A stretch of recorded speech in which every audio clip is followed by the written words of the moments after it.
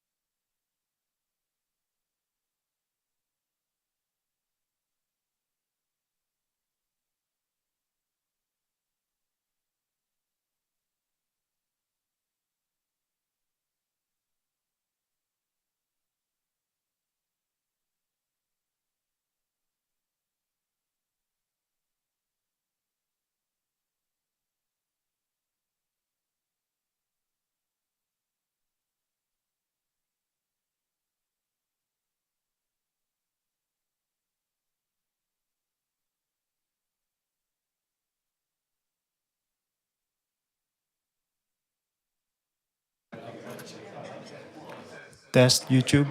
Test YouTube.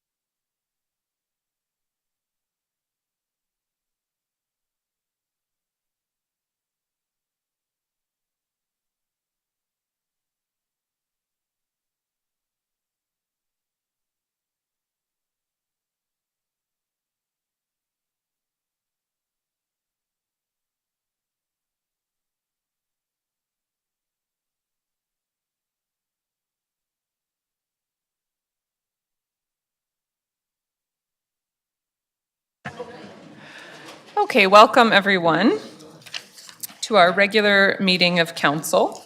And I'll start by acknowledging that we work, live, and play on the city of Port Alberni, which is situated on the unceded territories of the Sishot and Hupachesit First Nations.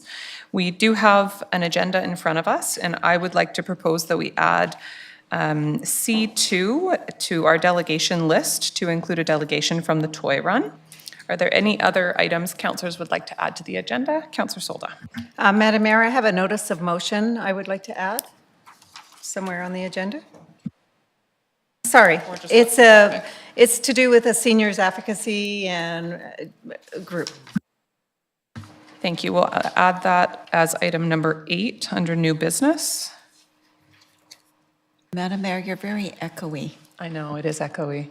I'm not sure why. Maybe we could check if it's echoey on Zoom as well or only in the room. And I'll go to Councillor Douglas. Thank you, Madam Mayor. Just one item to do with access to hole in the wall. Thank you. We'll add that as item 9 under new business. Any other items? Seeing none, any new business from our corporate officer? Through the mayor, we have one late item under bylaws F3, a letter of correspondence from our Cameron.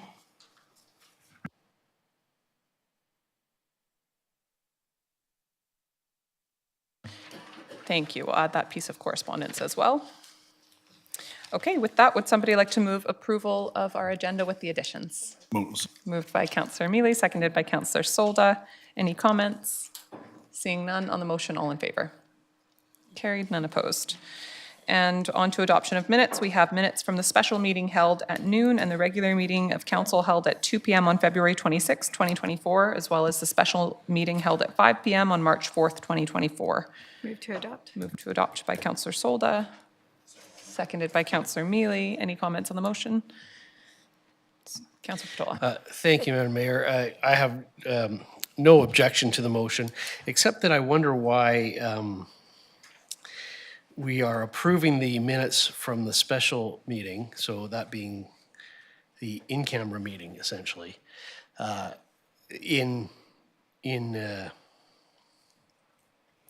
of camera. I'm just, sorry, am I missing something, or?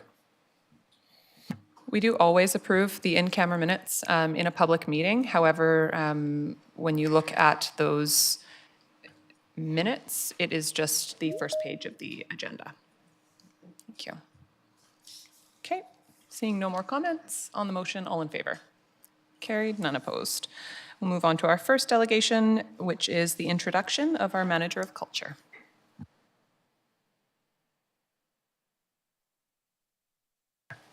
Thank you, Madam Mayor. Council, I am thrilled to introduce Dr. Jennifer Robinson to you this afternoon, our new Manager of Culture in the Parks, Recreation and Culture Department.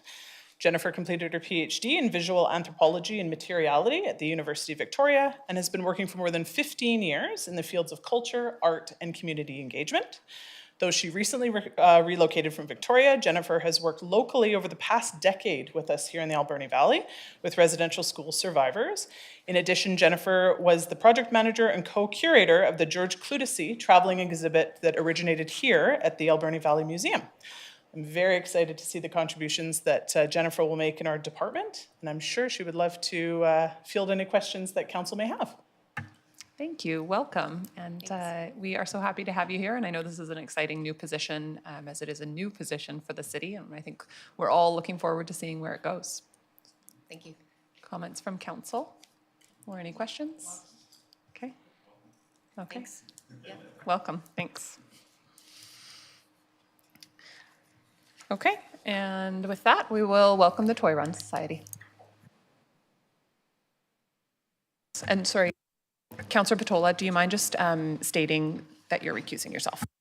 Thank you, Madam Mayor. I'm going to recuse myself from this next presentation as I sit as a director on the Toy Run Committee. Thank you.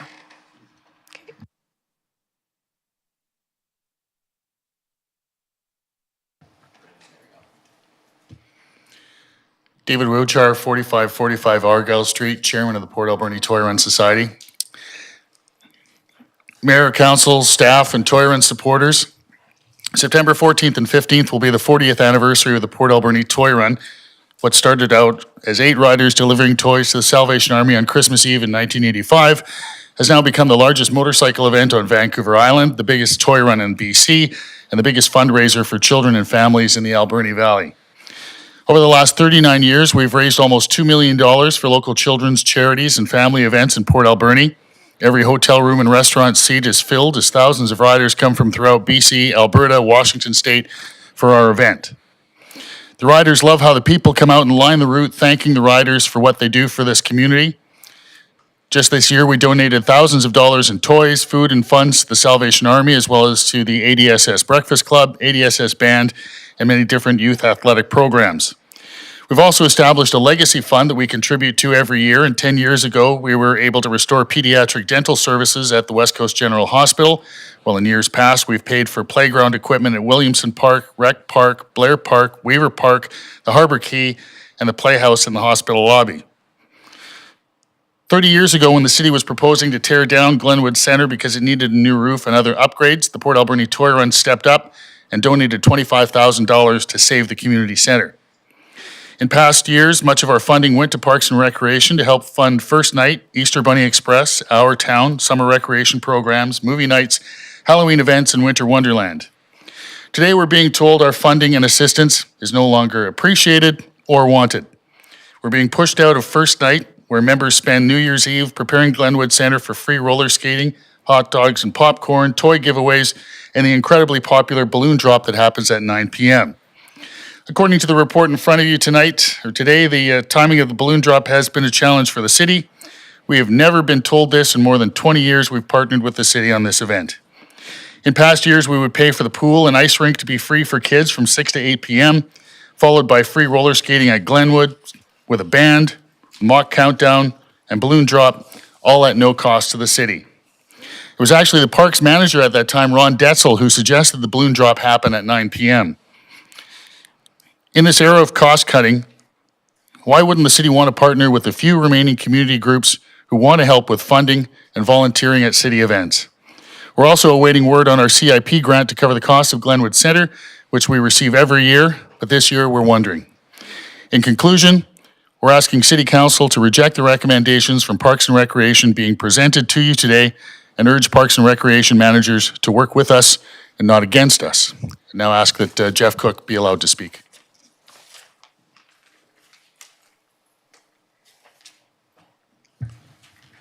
Good afternoon, everyone.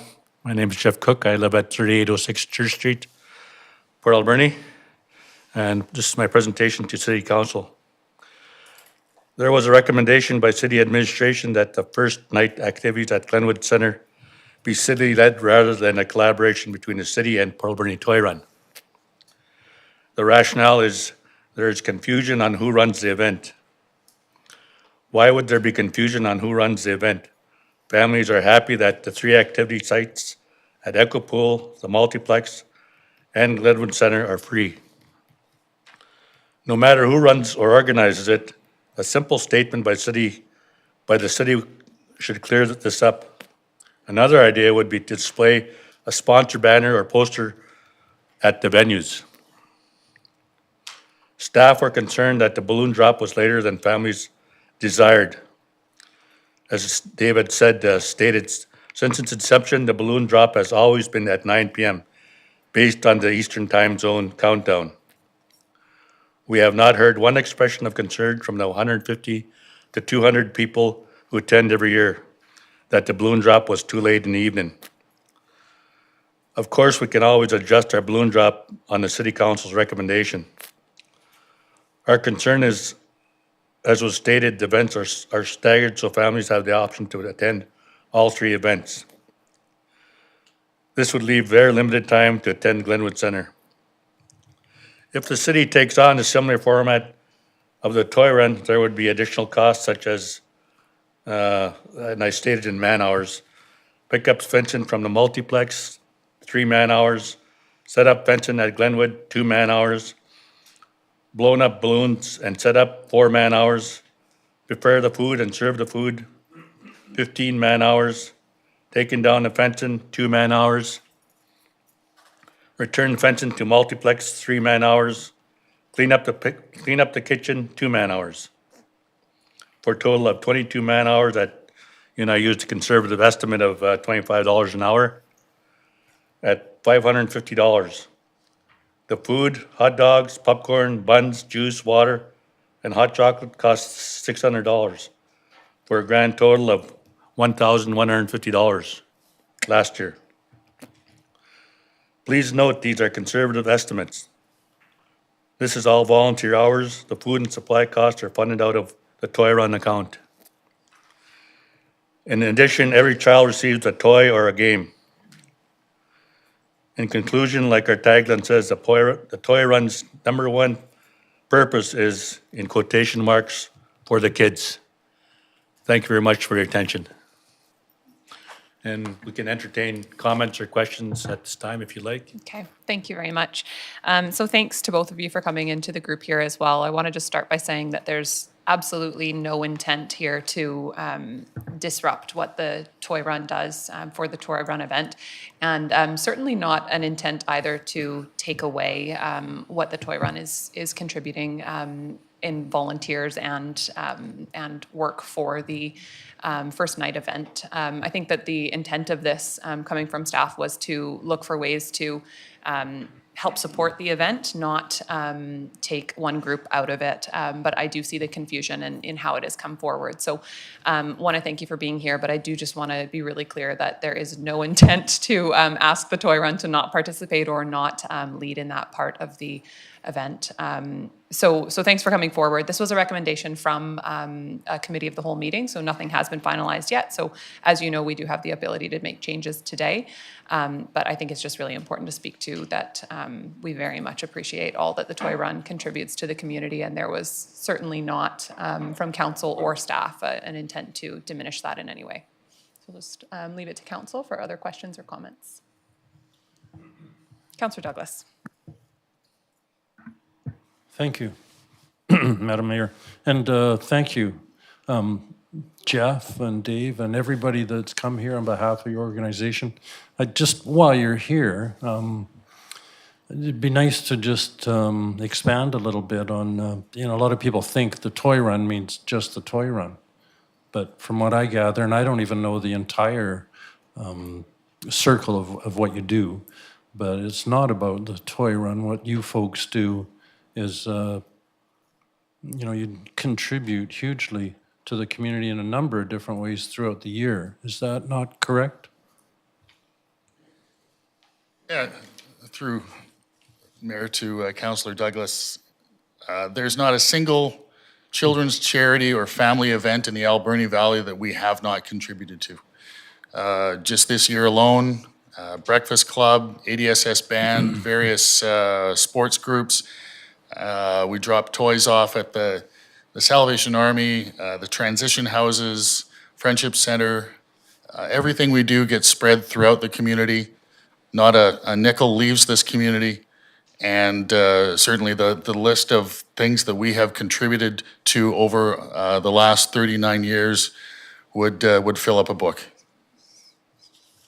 Thank you. And the reason I just brought that up is I think everybody on this council, as our mayor indicated, has no wish at all to, why on earth would we want to deter the positive things that you do in the community? So thank you very much for what you're doing, and surely we can look at this and refine whatever's been proposed and make sure we can all move ahead in a positive way.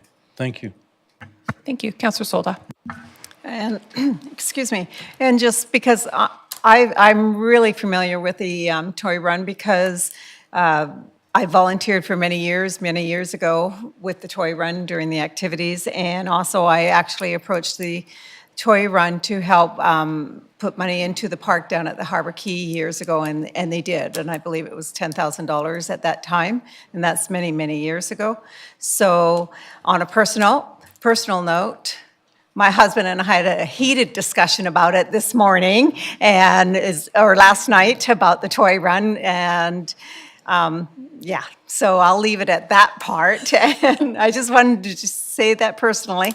but we all know in this community what the toy run is all about, and economically what you've done for the community, for the businesses, and just for the main thing was all about the kids. And I totally believe that's what you guys do. Thank you. Thank you. Any other comments from council? Councillor Dame. Sure. Through the chair to all members of the toy run that have shown up today. I just feel like it's not every day that council gets an opportunity to thank a group of volunteers that do so much for our community. So I'd just like to say thank you personally. And I think that, as has already been said, I'd just like to echo that we would be crazy to say that we didn't want this wonderful volunteer work that has been done, and I don't think that was the intention. And you know, we'll see where this goes as the discussion continues. But we very much support the work that you do and appreciate it. And it's very unfortunate to me that any lack of appreciation was felt by the toy run community from the city. So thank you so much for being here and for sharing your perspective. Thank you. Okay, with that, we'll move on to the next item in our agenda. And for people who are in the audience, just so that you're aware, we do have the report on that coming up under new business later in our agenda. So people are welcome to stay or leave if you choose, but we will be having discussion reasonably shortly and potentially in our agenda about this topic. Thanks. Okay, we will move on to our next item on our agenda, unfinished business. Item number 1, we have 2024 to 2028 financial plan recommendations from the March 4th Committee of the Whole meeting.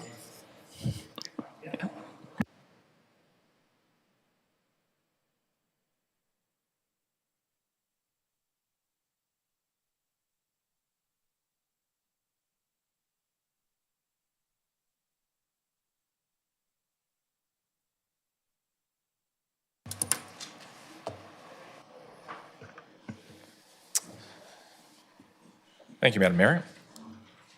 So to follow up with the recommendations that came forward at the Committee of the Whole meeting on March the 4th, there's a staff report provided in the agenda, and I'll go over that and just clarify a few things. And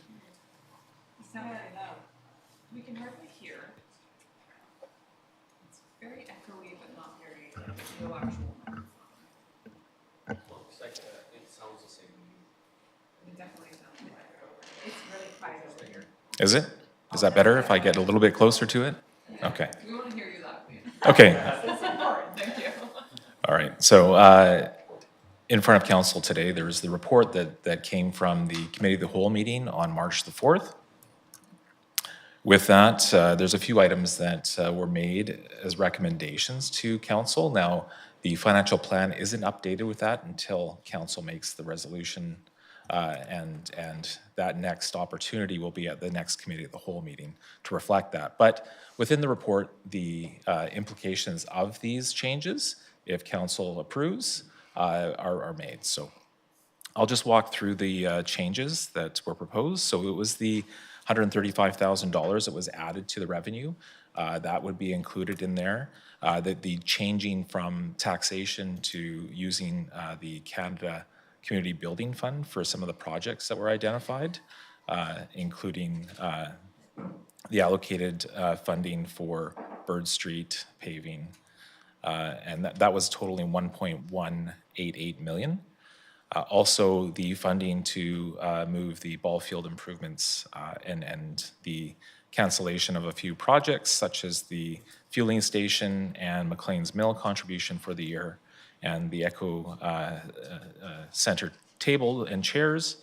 And then looking at those adjustments would reflect a decrease to the 11.79 from the 16.86% increase. So with those recommendations that were made, those were the changes.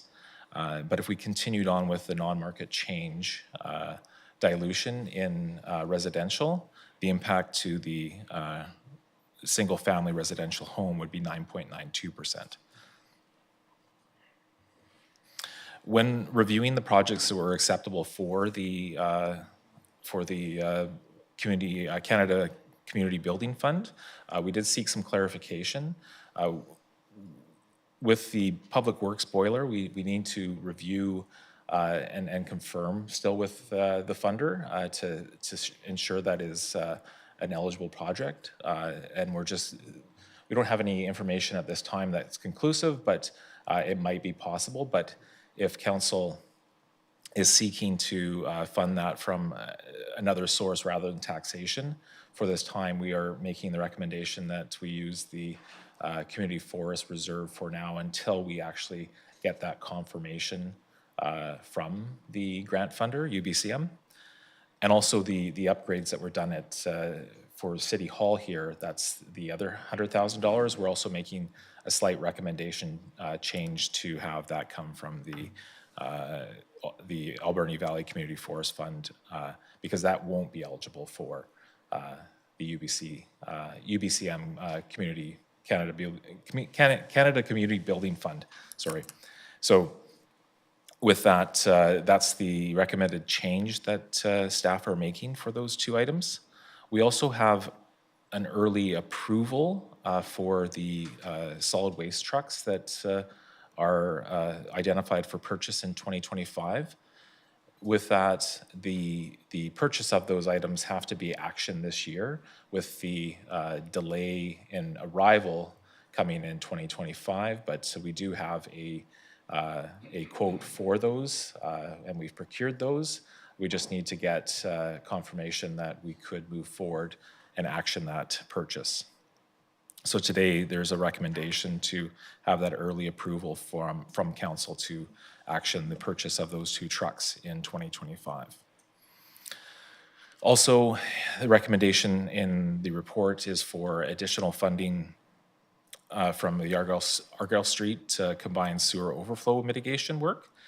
This is to do some of the design work. There has been some work done, but this is more specific design work to undertake that at a future date and possibly look at grant opportunities. This is work that we would source funds from some of the projects that we'll cancel as recommended in the financial plan recommendation here that were identified in the last committee of the whole as far as projects that wouldn't be moving forward. So there is that $150,000 that we'd reallocate from those funds that were not moving forward, and then the projects that we listed here for the capital work in progress that are also, there's a number of them that are listed there that would be recommended for council to move forward and repurpose those funds in the future. So with that, there has been some monies that were spent on some of these projects, including the roundabout, and these projects would just be expensed rather than capitalized, and the funds that they were utilized, that has been utilized would just be expensed in the 2023 year. So that was the recommendation that's coming forward for the capital projects that are moving forward. And with that, we did note that we've brought forward the capital infrastructure deficit report, the growing communities priorities plan, the strategic asset management plan, and the reserve establishment bylaw, all seeking council support to start to populate our reserves and understand that we need to start to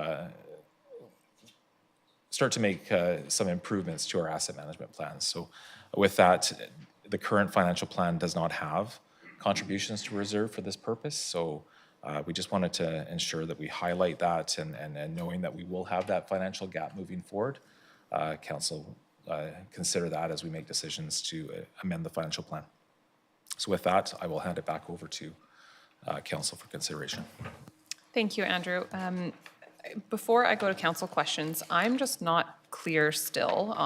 So like one of the recommended motions here is to reassign the Canada community building fund program allocated for Connect the Keys and the Bird Street paving of $1.18 million.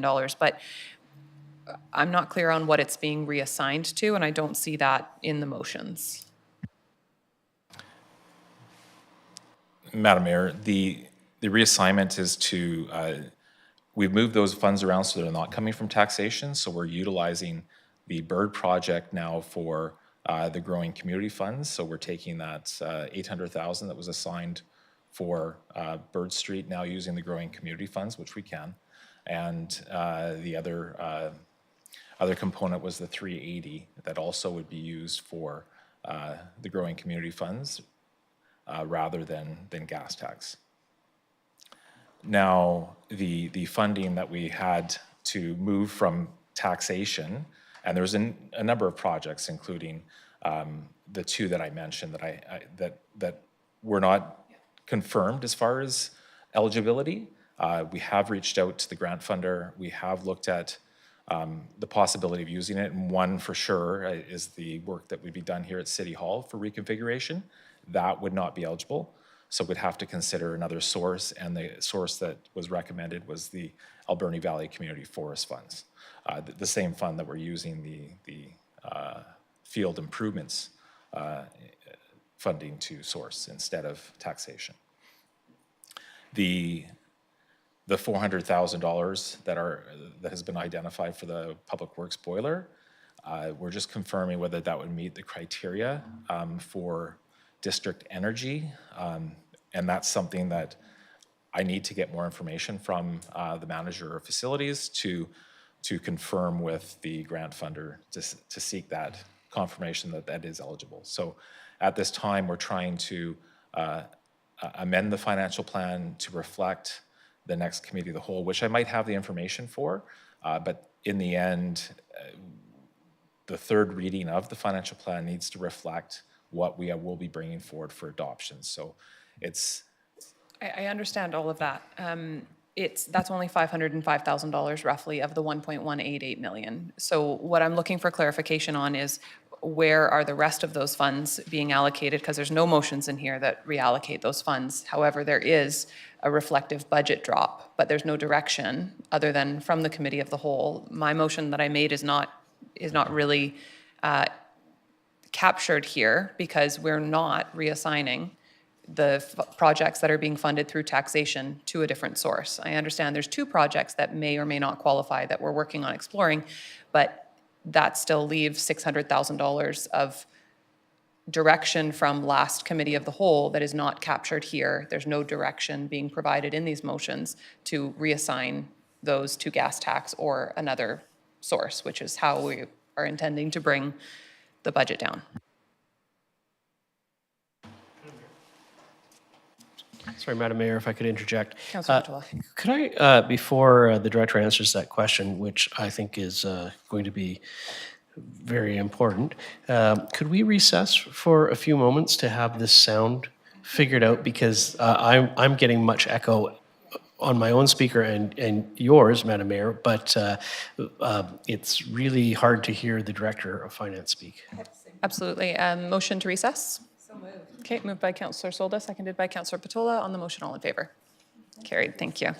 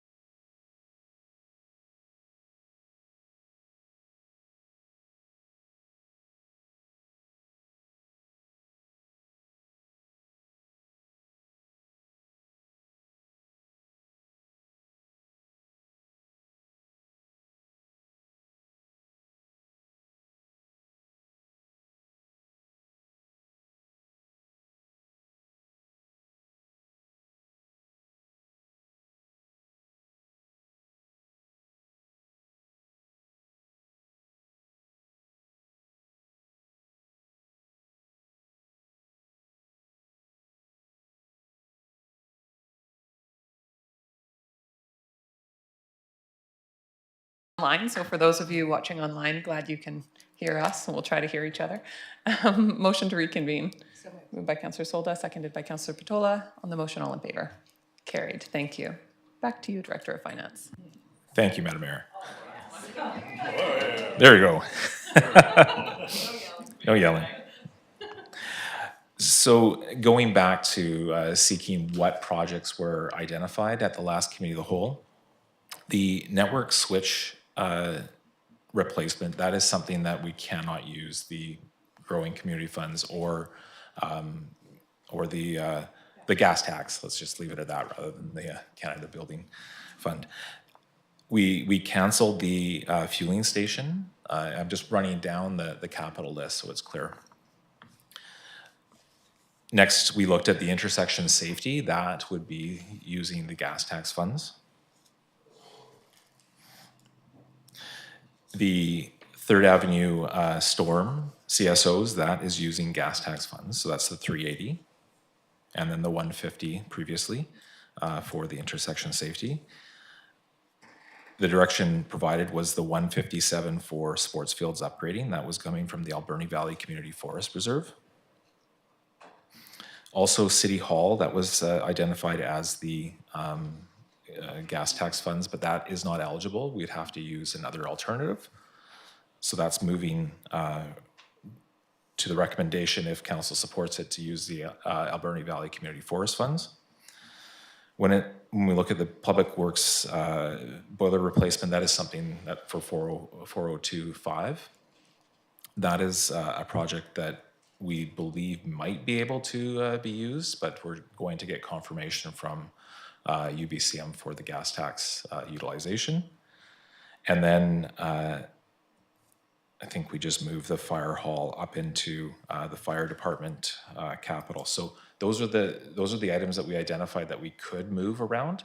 There still would be some gas tax that we'd have to reassign for other projects, but at that time, this is what we can move based on the recommendations that were provided from the committee on March 4th. Thank you. So my confusion is just that those items are not included in the recommended motions. So do we not need to make motions for those?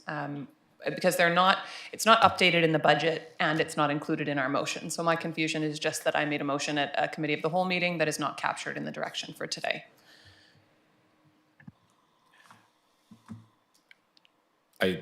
Madam Mayor, I think what I heard at the meeting, it wasn't exactly a recommendation, but I think it was just taking those funds and seeing what was eligible.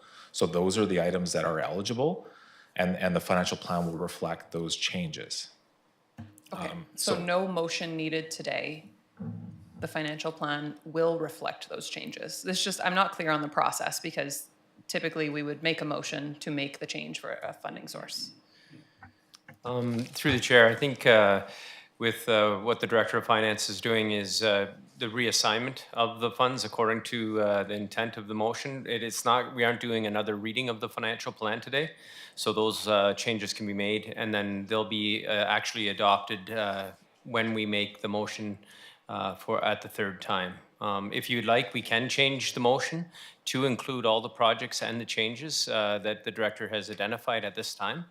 The next committee of the whole meeting, there may be further changes as we get more information back. Okay, it's just we're looking at, a motion with like 30 different items here, but for some reason, a couple of them are not included.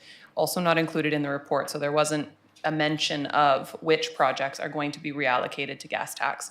I don't want to go back to prior years and amend if it's not necessary. So if we don't need gas tax funds for the boiler, then I would rather we don't amend the Bird Street project, for instance. So I'm just, I didn't get clarity from the motion that I put forward.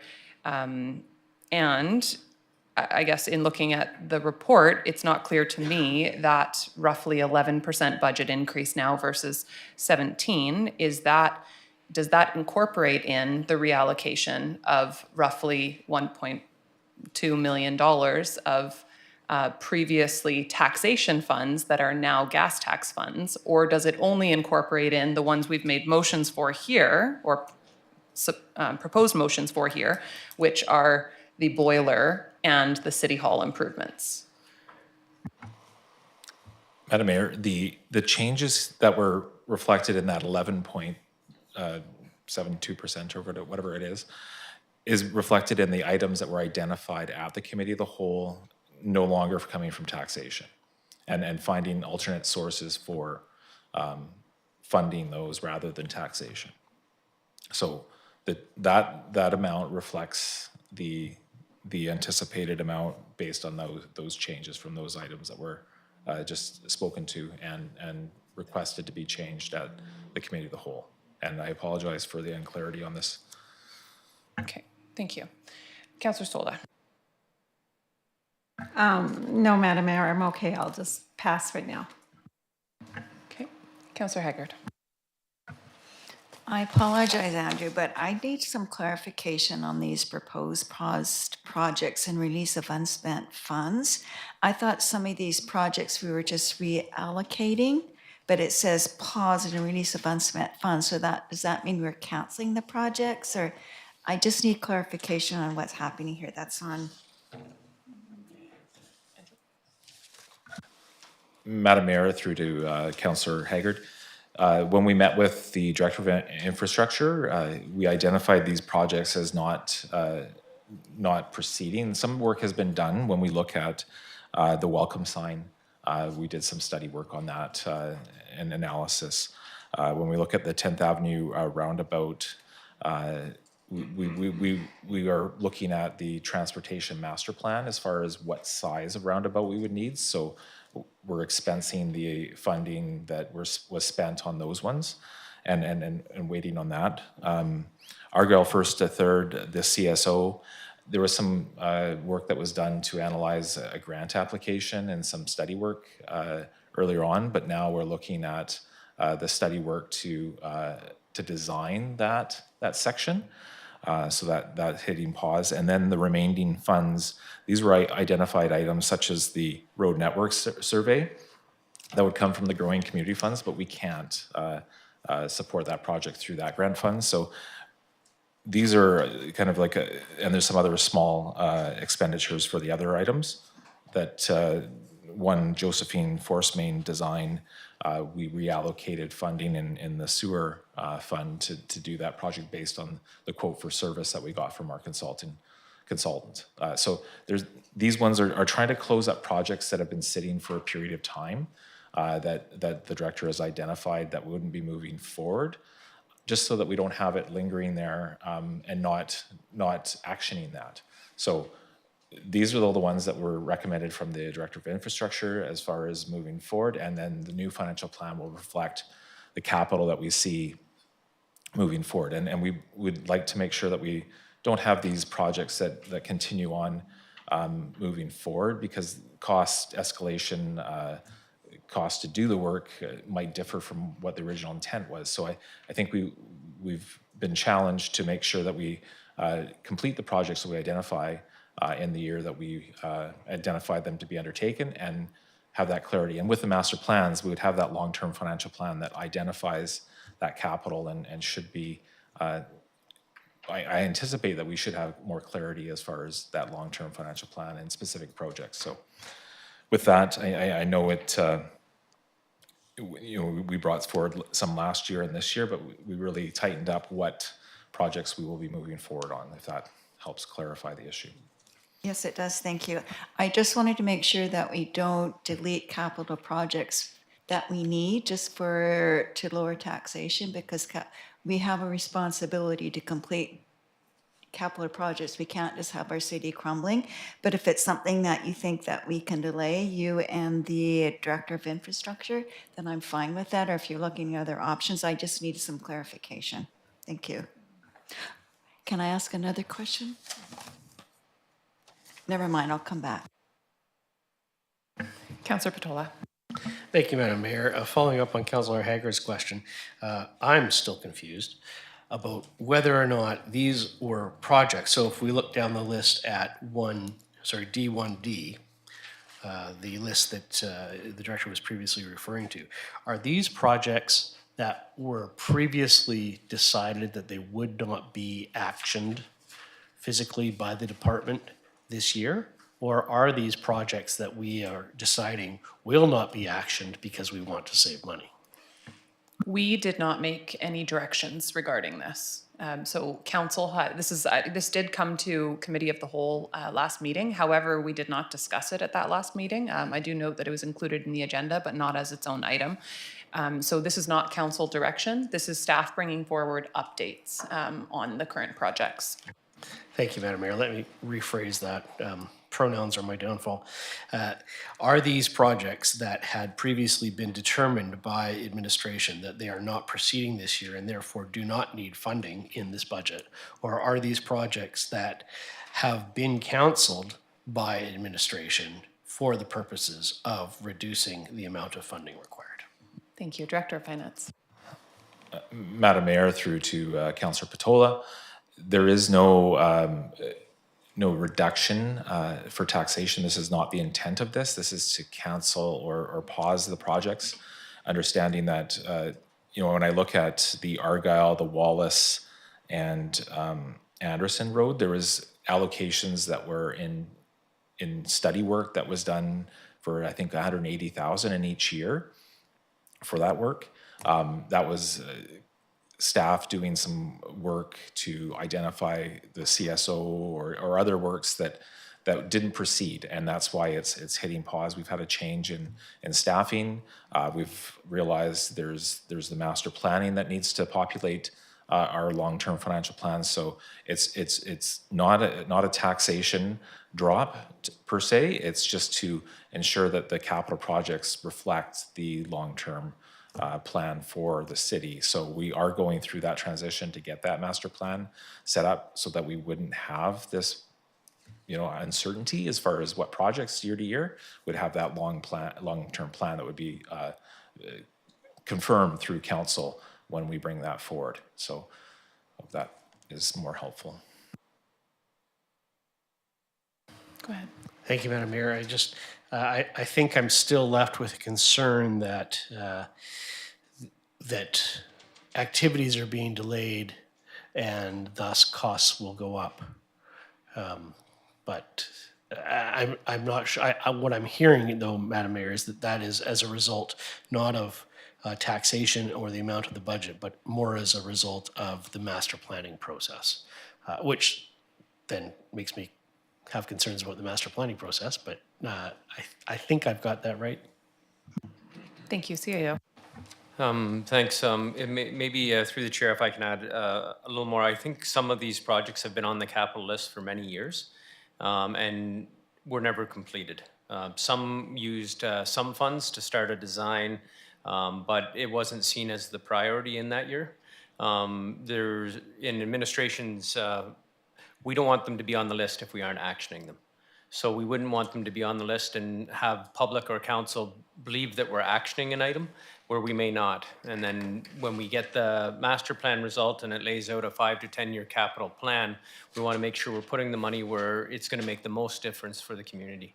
So I hope that helps a little bit in understanding why administration is trying to clean up the 5-year and 10-year capital plan. Thank you. So I'm not completely clear on some of this either, and I had expected a thorough report before we are asked to remove things from the list. For instance, the welcome sign. There's not even a comment by it, but we're being asked to remove it. It's not a project that's completed. It was direction from council. Why are we being asked to remove it? There hasn't been direction to not complete the sign. Last we heard, the projection was over budget, but council didn't direct to not move forward with that project or have a discussion about it. So to just be asked in a group of motions to remove it from work in process is really unclear to me. Through the chair, if council wishes to send this back to the committee of the whole, we can come back with more information on each project and we can have a more thorough discussion at the committee of the whole. I think it needs to, like, if we're being asked, each of these projects was previously funded. because either it was a council project or it was a staff project that we were told was the most important project for funds at the time. If we're being asked to remove, some of them do have comments in here that explain a bit why we're being asked to remove them, but the bulk of the projects that we're being asked to remove don't even have comments, so I don't understand why we're removing them. I appreciate that the vast majority of the projects in this list that currently were in the list now have complete on them, and several of those projects I saw in there and thought, I know that project is done. You can visually see that it's done. So the cleaning up of the list is excellent. The timelines for several of the projects, that's really helpful. For me, it's more of a decision when we're being asked to remove something that we've previously funded, especially if we've spent some funds on it, then I think council needs to have a really thorough understanding of, for each project, why we're being asked to remove it. And especially for ones that were council-directed projects, it needs to be a council decision outside of just a list of 12 different projects, why we're considering changing it. Okay, Councillor Stolda. Madam Mayor, I am on the same agreement as both you, as Councillor Bertola and yourself, but when I see the projects that are on hold, parked, I guess it would be easier to say, I worry about the escalating costs eventually when we do get to them. And also there's some designs that have been done, but as we know, when we park things, designs get to be changed and they go back to the drawing board sometimes in the past. This is in the past. My other thing too is some of these projects are being done for safety concerns, and I really wouldn't want to see them be taken off the list if it's for safety, because we've had some issues on our streets, and some streets are needing to be done. So I'm just kind of curious to know where that's at, especially the safety concerns. Okay. So, Council, I think I'll just suggest that when we read the motion, we just don't include D, and that we ask for that to be referred to a committee of the whole meeting. Are there other questions on budget items? Councillor Patola and then Councillor Solda. Thank you, Madam Mayor. Beginning with D1AI, a motion to apply $135,000 in fines to the financial plan line item, fines and parking tickets. I'm just wondering why that needs to be a motion. It would seem to me that if the city has issued a fine notice and the fine has been paid, it goes to that account. That seems to me to be just simple administration and not within the purview of policymaking for council. It hadn't been allocated as a result of when it came in, and so it was my motion actually that was to allocate it to reduce taxation this year, and I think staff here is just telling us the appropriate place to allocate it. So you might be right, a motion may not be needed. Andrew, did you want to add to that at all? Okay. Thank you. Belts and braces, that's always a good idea. With regards to D1AIV, number 4, cancel the fire hall fueling station project for 2024 and consider reallocating the funding in 2025 if required. That seems to me like it's again pushing a required project off into the future when it's going to cost more. And I do note that, Madam Mayor, that we do have representatives from the fire department in the body of the room today. I'm wondering if we might receive some further information to clarify whether or not this is a required expense, a desired expense, or how it fits into the whole long-term planning. Absolutely. I can invite Chief Owens to come forward, but I will just add for context that the suggestion to reallocate it potentially to 2025 is not just to put it off into the future, but to explore whether having a fueling station at the fire department is required, or if we could be purchasing fuel through co-op or another card lock option. So it was a further exploration before we decide to expend the fund. Thank you, Madam Mayor. So the fueling station that we have right now, best that we can tell, the label is actually quite faded and hard to read, but we believe it to be about 29 years old. The anticipated life of those fueling tanks is approximately 20 years, so we're certainly on borrowed time. We have been in consultation with some local vendors very recently who want to come and have a look at the tank to see if there's any life in it at all. And so we're just going through that process at this time. Any additional information needed?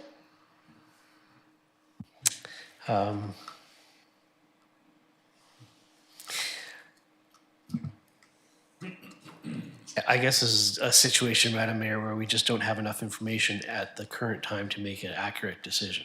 Is that correct? Okay, thank you. If anybody else had any comments on that matter, I don't want to preclude them, but I do have a question regarding VII. I will go to Councillor Mealy, and then we'll come back for that.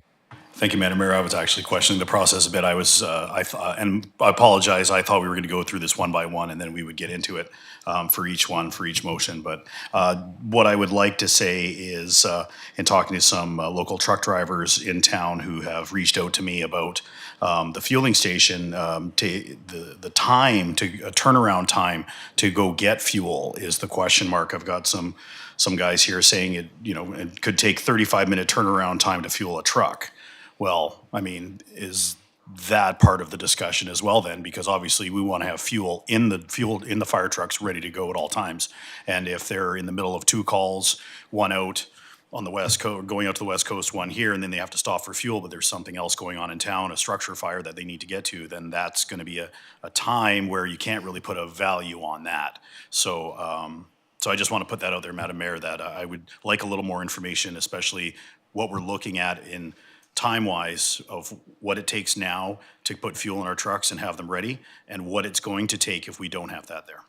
Absolutely, and I think this one is all about making sure we get information to be able to make a decision rather than just slotting something into the budget, because it's what we've done in the past. Councillor Patola. Thank you, Madam Mayor. I'm not really sure who to ask about this because it seemed to come forward during the COW meeting without any prior notice, but VII is to include design work for the Canal Beach Pier project within the 2025 financial plan with construction included for 2026. So first of all, I didn't know that we had a Canal Beach Pier project. That's news to me. I looked through the strategic plan and through any other of the planning documents that we have for parks. I didn't see that anywhere. And so I would wonder, why would we be spending more money when we're in the middle of the master planning process for parks? And I would think that this potentiality of this project should be considered within the concept of that entire master plan and not go strictly to budget, but go to the master planning process. Thank you. I'm not sure if that's a question that anyone would like to answer. Comments? Councillor Haggard.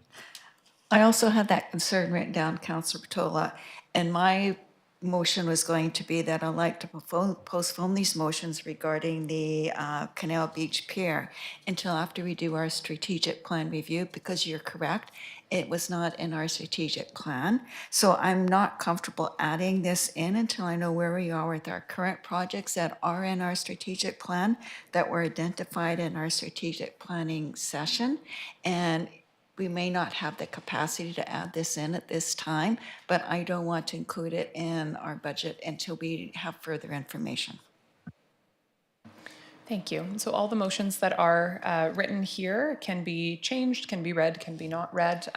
We can, I think the intent is to go through this all as one. However, if somebody would like to sever, and it's not read yet, so that's not necessary yet, then we can vote on each one individually as moved. So I think we'll do that when we get to it. Let's just continue conversation, if it's okay with everyone, around specific items, and then we can read the motions and vote on them. Councillor Douglas and then Councillor Haggard. Thank you. In relation to the pier, I can clarify some items on that in a minute. I just had a question though regarding the community forest item 3. A3. Just wondering, just because I'm a liaison for those folks and they'll have questions, how would that impact the community forest fund? in terms of how much money would they have left in their fund, and is it a done deal, or is it just you're sort of waiting to see if there's funding available from another source? I want to just first note that it's not their fund, it's our fund. And it is, those are dividend funds that are paid to the city from a corporation that we own. We do give $10,000 per year to the Community Forest Board to provide to community organizations at their discretion with our guidelines. But the dividend funds that come in are our funds to utilize. And we do have a bylaw that guides, I believe a bylaw or a policy that guides that. Andrew, did you want to speak to what's in the fund currently? Madam Mayor, there's just over $900,000 that's in the fund currently from the dividends that we've received from the Alberni Valley Community Forest. Thank you. Councillor Douglas. Thank you. Yeah, and then I can speak to the Canal Beach Pier project, which is actually a community project, not a city project at this time, although we have discussed it in the past 6 months or so. And it's a group of members in the community who want to see this project, this unfinished project, moved towards completion. I can assure you, after requests for clarification were made at the prior COW meeting, that there will be no cost at these next suggested steps, which are clarified on the following page. That council direct administration to consult with community partners to facilitate the current design work for the Canal Beach Pier in 2024, to present information to council for the 2025 budget, and add a placeholder into the 5-year capital project plan in 2026, with the final budget to be determined and considered by council once the design is refined and additional funding sources have been explored.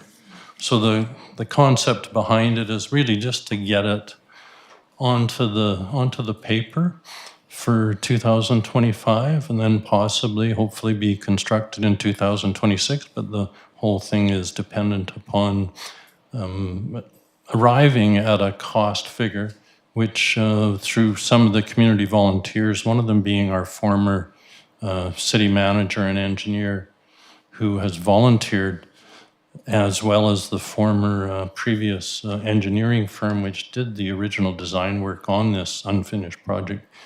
And they've agreed to be able to do that at no cost to the city. And I invite comments by the CAO, but we have been assured that there will be no cost outside of the cost of the time of a conversation between the CAO and those community volunteers. So it wouldn't be impacting our other projects that we're running at this time. Thank you. Council, as there are so many motions here, I'm reconsidering my thought of letting everybody talk and ask questions.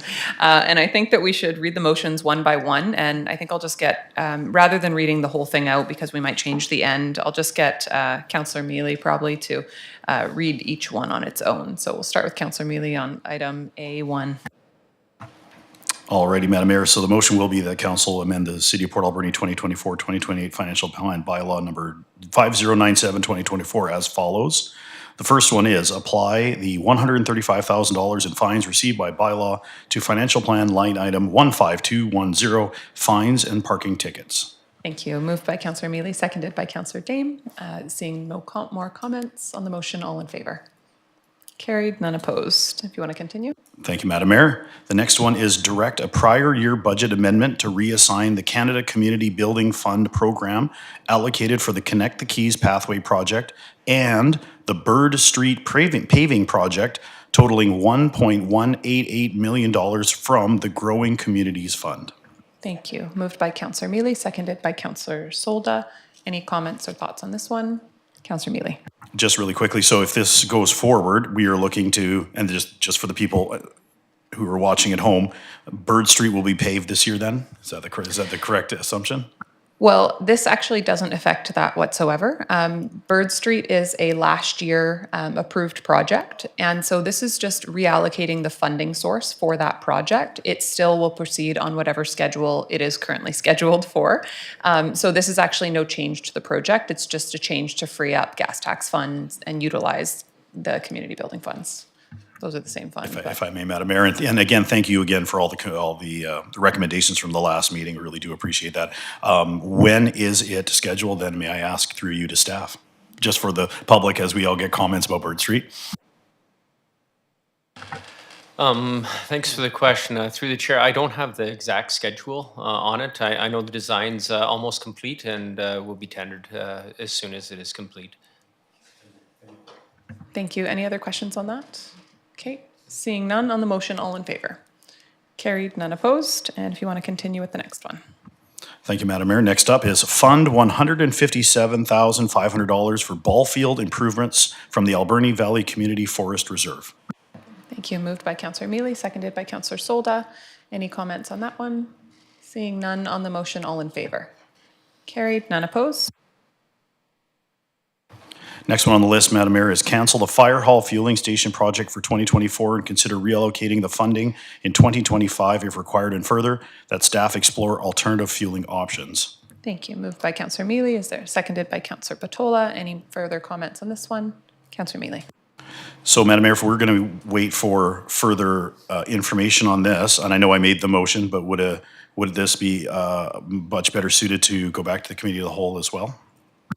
I think if staff wants to bring us forward the options, there's certainly time. So we've asked for options. It's just whether those are brought forward to us in order to fund it for this year or not. Councillor Patola. Thank you, Madam Mayor. I'm wondering if it wouldn't be prudent to, in the vernacular, have a placeholder in the current year's budget for this item, as it sounds like the tanks are past their life. We don't know if it will be tomorrow or 2027 when they have to be replaced. It would be prudent to have the money set aside in case there is some more urgent action required. Thank you. So just for information from my perspective, because I did put this forward, the intent is not to replace the tank. The intent is to change the practice to utilizing card lock stations. I have spoken with fire departments in other communities who do this. Doesn't mean that it necessarily can be done here, but it is to explore an alternative rather than exploring replacing the tanks. And that would be for Public Works to eventually shift to that practice as well. So rather than us providing our own fueling stations, it is to explore the option of going elsewhere. If council wants to change that, though, certainly they can, but my intent is not just to delay the project, but rather to not do the project and to change our practice unless I can get a clear understanding of why that wouldn't work for us. CAO. Thank you, and through the mayor, if I can just add, we do have a report in the works with options, pros and cons on both, and hopefully we'll have that to you very soon. Excellent, thank you. So there'll be lots of time then if we do want to add this back into the budget, or if council wants to not pass the motion today, then it could be made at a later date. Councillor Patola. Thank you, Madam Mayor.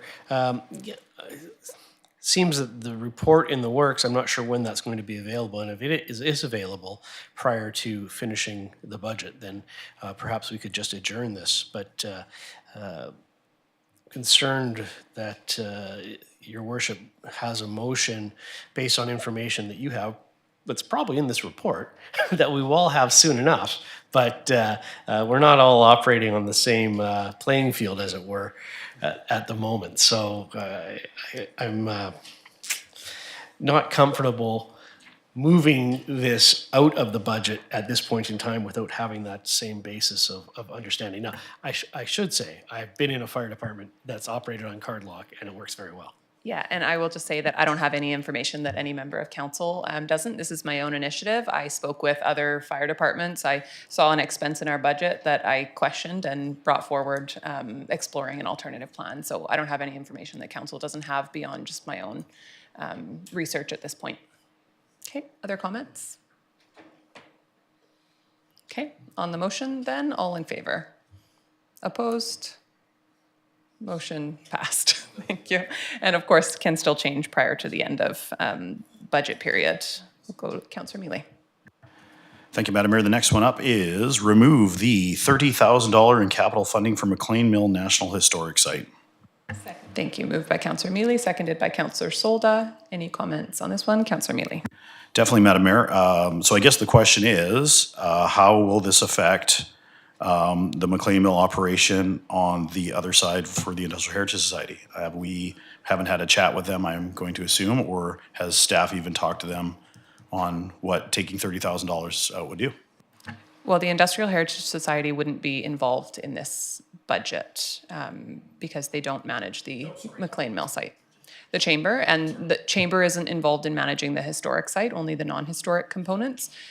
We did hear from the Director of Parks, Recreation and Culture at our Committee of the Whole, who said, I can't recall what she said, what these funds were specifically scheduled for this year, but she did note that we would still be able to receive our McLean Mill $30,000 grant and aid from ACRD, which they have tentatively approved, and that we would still be able to leverage the $30,000 Parks Canada funds with that. So we would have $60,000 this year for a project instead of $90,000.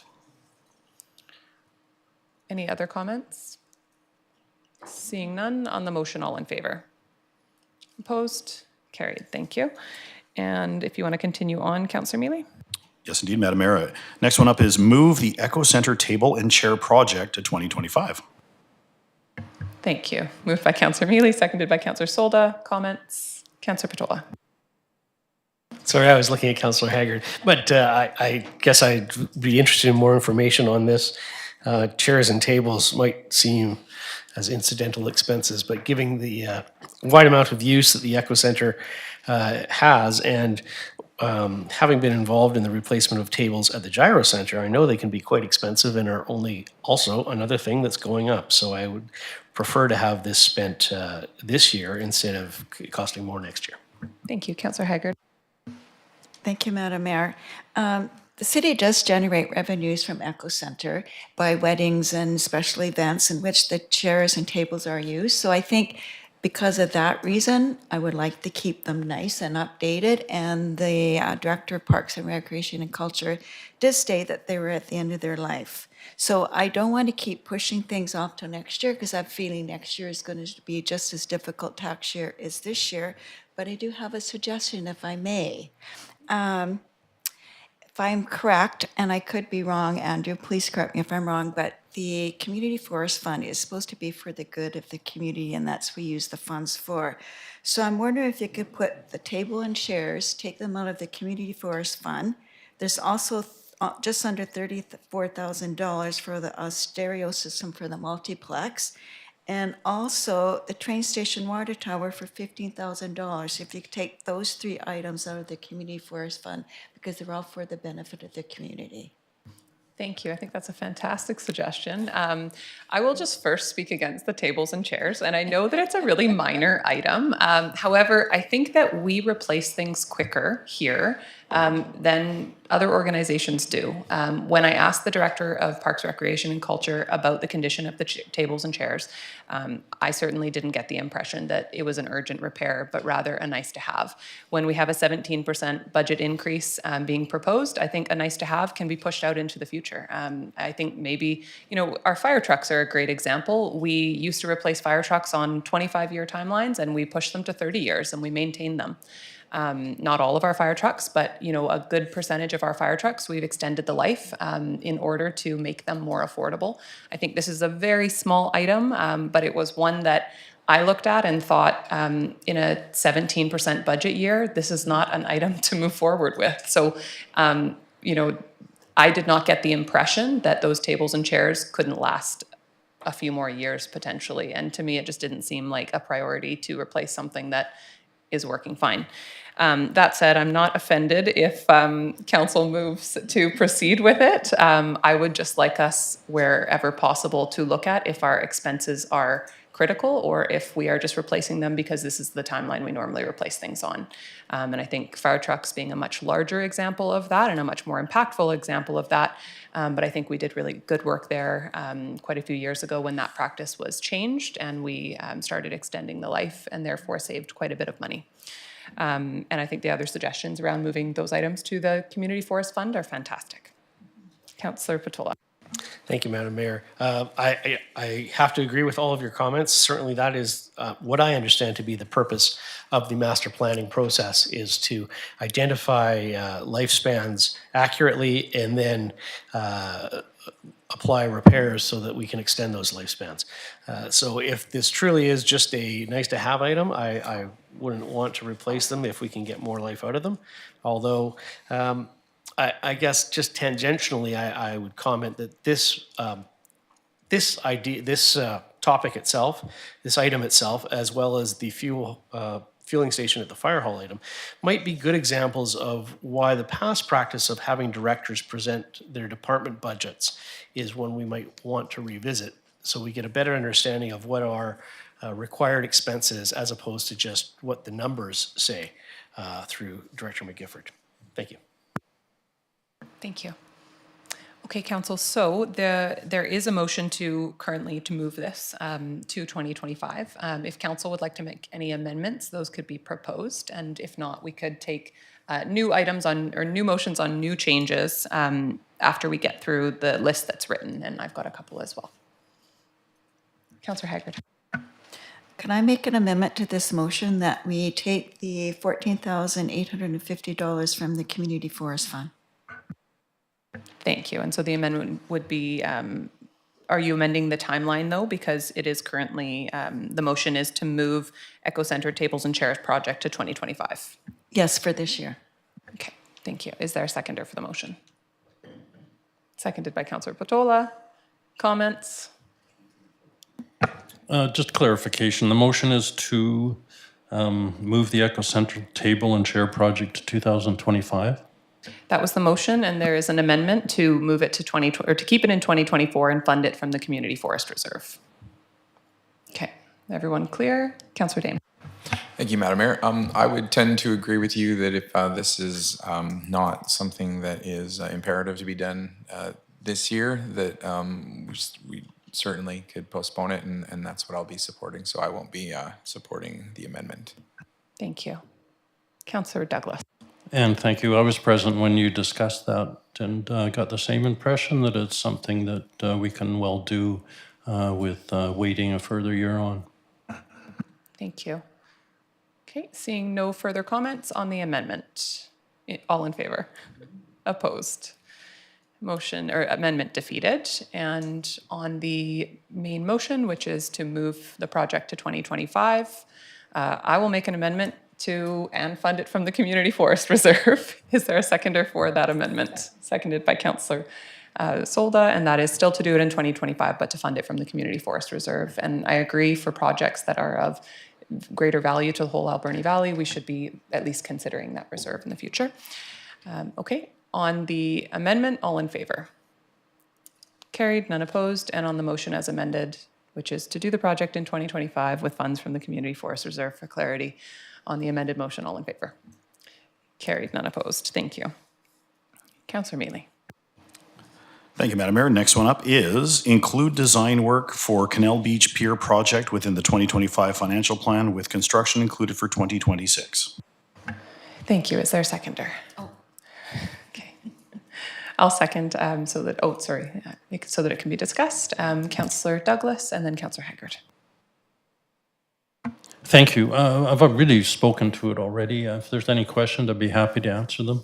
But again, it's really just to get a placeholder in the budget for this and to facilitate our CAO to have some discussions with the engineering firm that was commissioned by the city back in 2018, and to facilitate with the volunteer community member engineer who is going to arrive at a rough cost estimate so that we can consider this more effectively.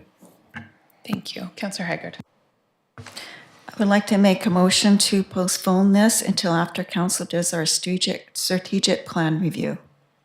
Thank you. So motion to postpone you're moving to postpone the motion that's already moved and seconded. Okay, comments? Okay, I will just comment that I really want to support this project. I think especially when we have an organization and individuals in the public offering their professional services to the city for free for projects that they feel strongly about. I think we should take advantage of that. That said, I also want to evaluate all projects on a level playing field, and I'm reminded that recently we had a project come forward for a municipal campground, and we said it's not in our strategic plan, so we need to do a strategic plan review before we consider it. I would say that I think this motion generally is maybe written wrong because it's not a budget allocation. There's not a dollar amount being requested, and so it doesn't need to be attached to budget. I think that this could be, I mean, if it's passed, it's irrelevant because it's not going in the budget because there's not a dollar amount included. So this should be done outside of budget, and I would suggest that it would be best done as a part of a strategic plan review as well. So from my perspective, if this fails, we can still, if it passes now that it's been moved to bring to strategic plan review, we could still carry it forward and graciously accept the services of the professionals in our community who have offered to help if council endorses it through strategic planning review, which I believe is coming up soon. We're working on scheduling it. So I'd like to support this project, but I don't think it belongs in a budget amendment specifically. Other comments? Okay, Councillor Mealy. On the amendment to bring to strategic plan. Oh, okay, I guess I'll just ask the question anyway. So through you to Councillor Douglas, so there's no cost that we're talking about other than just some financial, some staff time work. Will waiting to a strategic plan process hinder the professionals that are wanting to do the work for the city in a timeline? Yes. Well, can you say that without knowing when we're doing our strategic plan review? So are we doing our strategic plan review in 2 weeks? CAO, what's the timeline we're looking at? Through the chair, I know the invite went out, but I can't remember off the top of my head what day it was. I'd have to look at my calendar to see. Okay, so it's very much in process to get to as soon as possible. Okay, thank you. Councillor Patola. Thank you, Madam Mayor. I think we're bad cowboys here because we're putting the cart before the horse. I understand, I think I understand what Councillor Douglas wishes, which is to free up the ability of the CAO to speak with an individual that's not employed by the city with regards to city property. That makes sense. That's not what the motion says. The motion says that we're including design work within a financial plan. That's a financial commitment.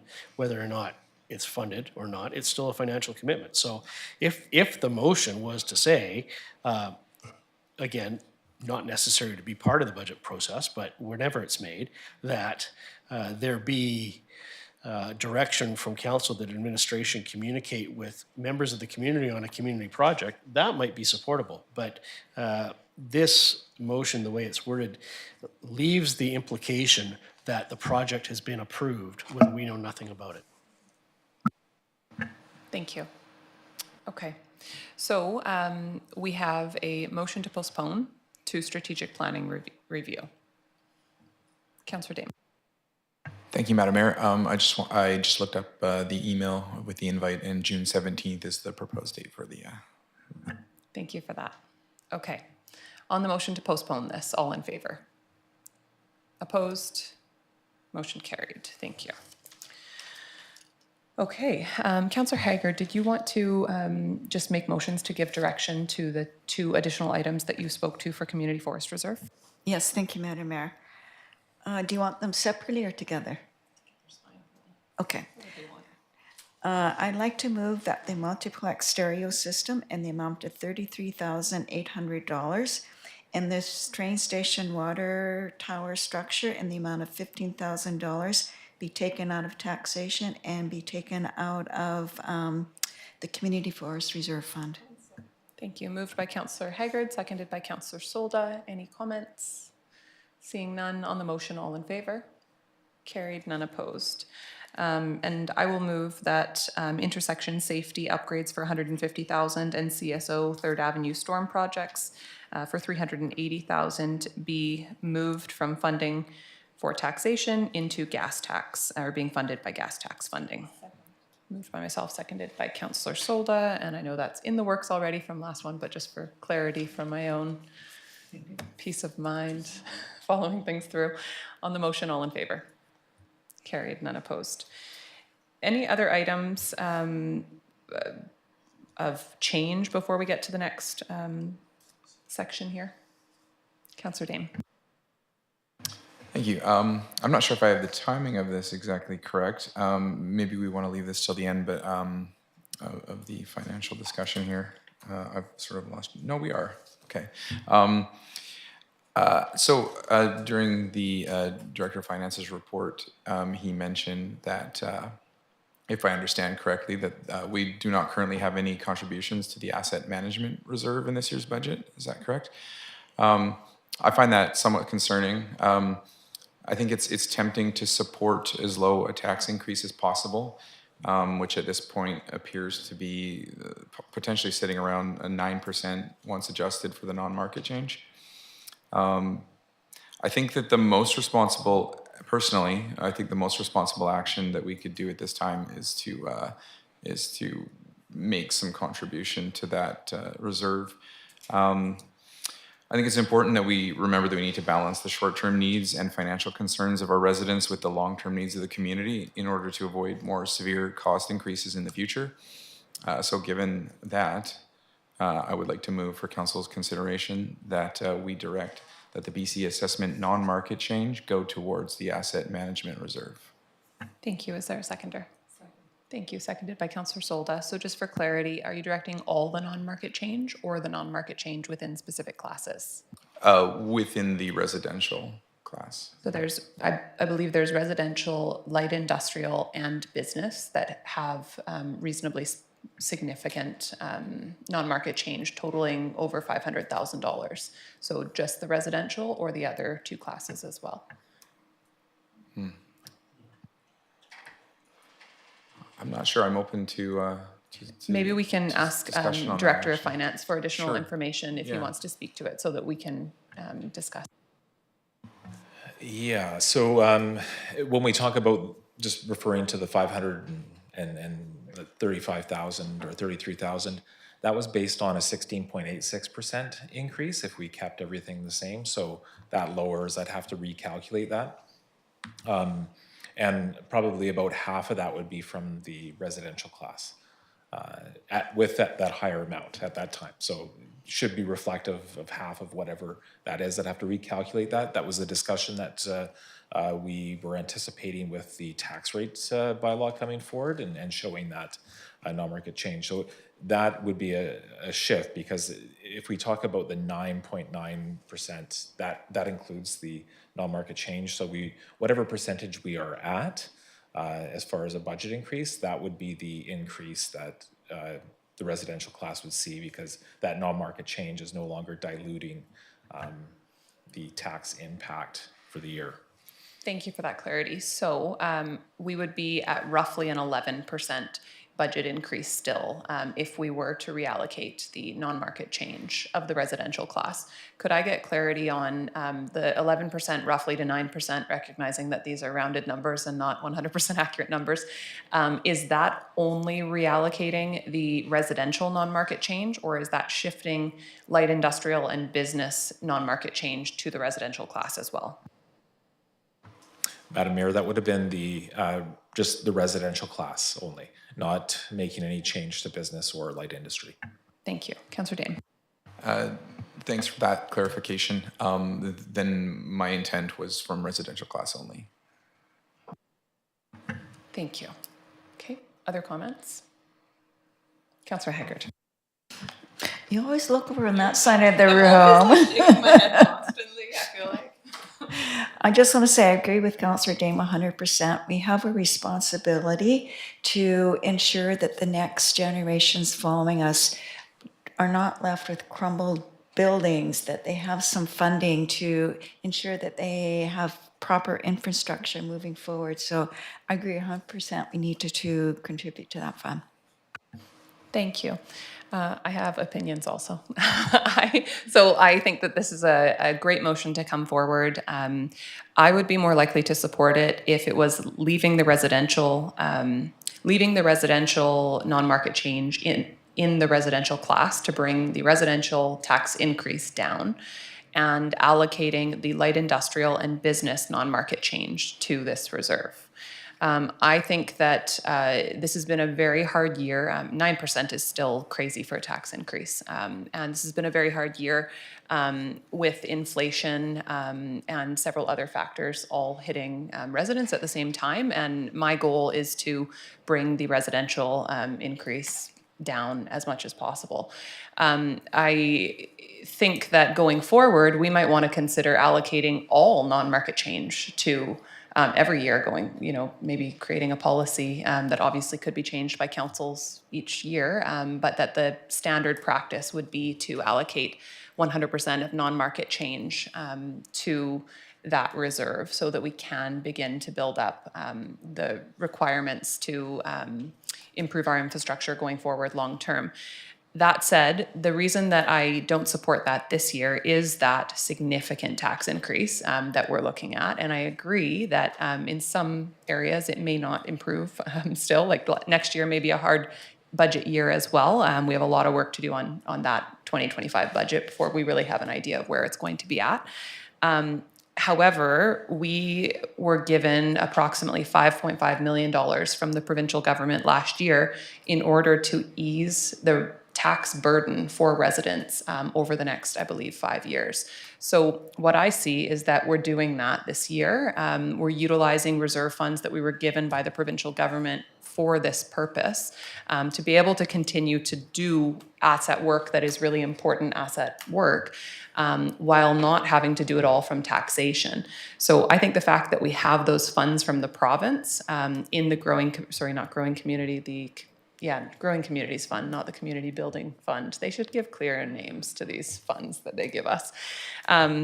But the fact that we have those funds still, not 5.5 million, but even if we have a couple million of those funds left, I don't see, and sitting in a reserve for asset management infrastructure work, I don't see a need to tax additionally members of the public this year to further populate a reserve for work we're going to do 5 years from now.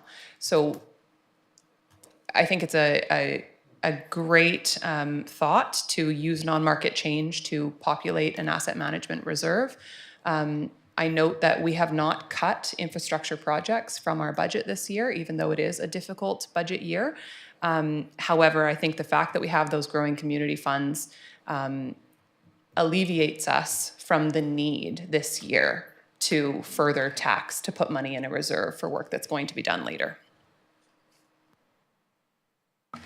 Thank you, Madam Mayor.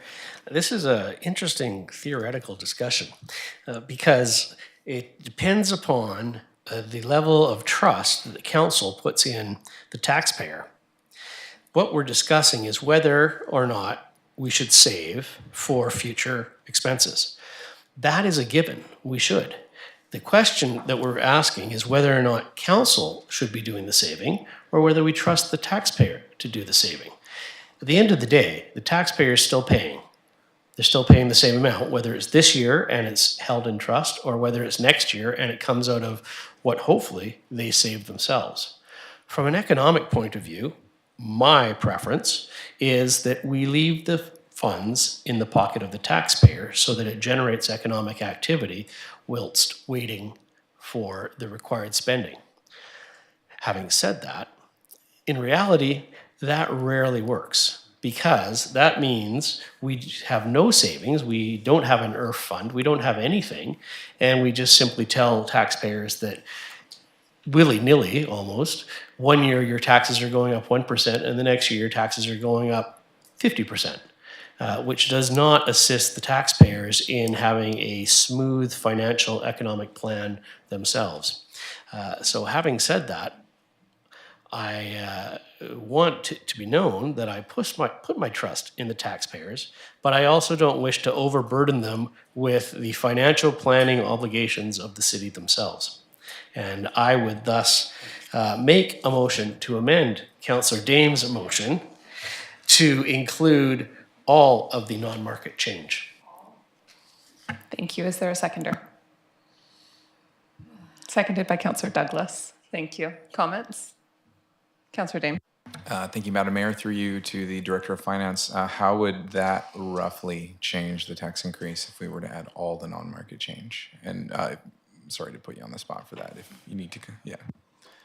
Madam Mayor, I can't provide definitive numbers at this time. I'd have to go back and look at what non-market change with all the adjustments that were made to the financial plan, and then bring forward that separation of the non-market change impact, and then provide that to the committee at the next opportunity. From my perspective, it would not change what is already in our agenda for today, which is the roughly 9% increase, because that was only,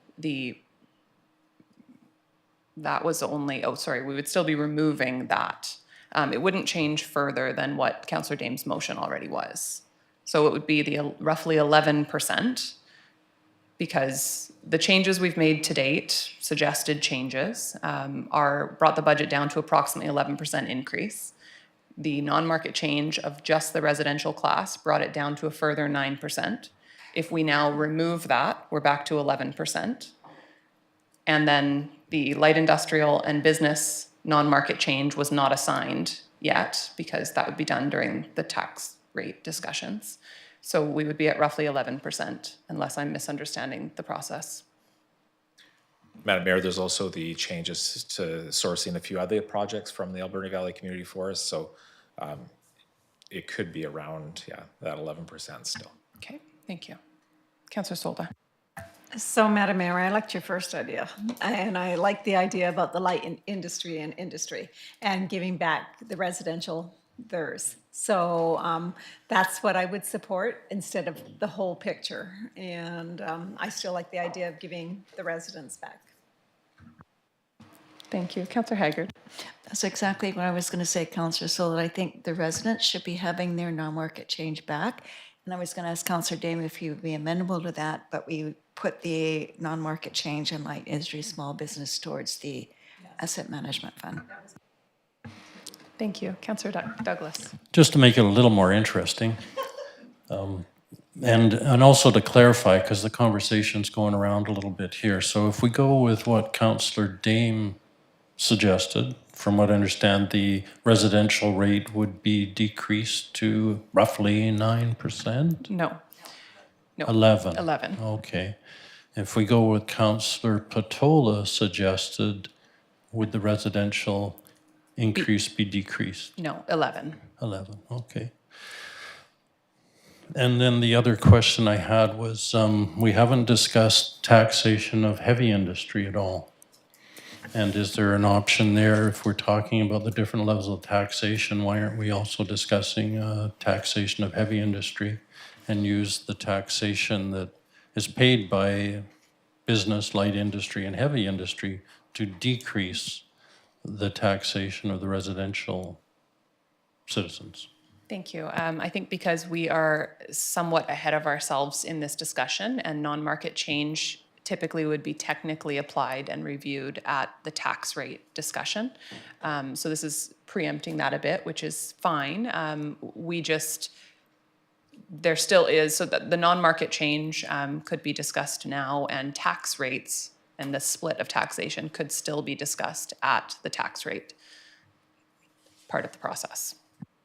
If I could just follow up, just for the sake of myself and everybody listening, I'd like to hear the advantages of Councillor Dame's proposal and the advantages of Councillor Patola's in order to help decide. Thank you.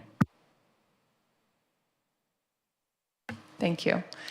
So we have a motion on the floor, which is to apply the residential portion of the non-market change to, what's the reserve called now? Asset Management Reserve, thank you. And an amendment on the floor, moved and seconded, to apply all of the non-market change from residential, light industrial, and business to the Asset Management Reserve.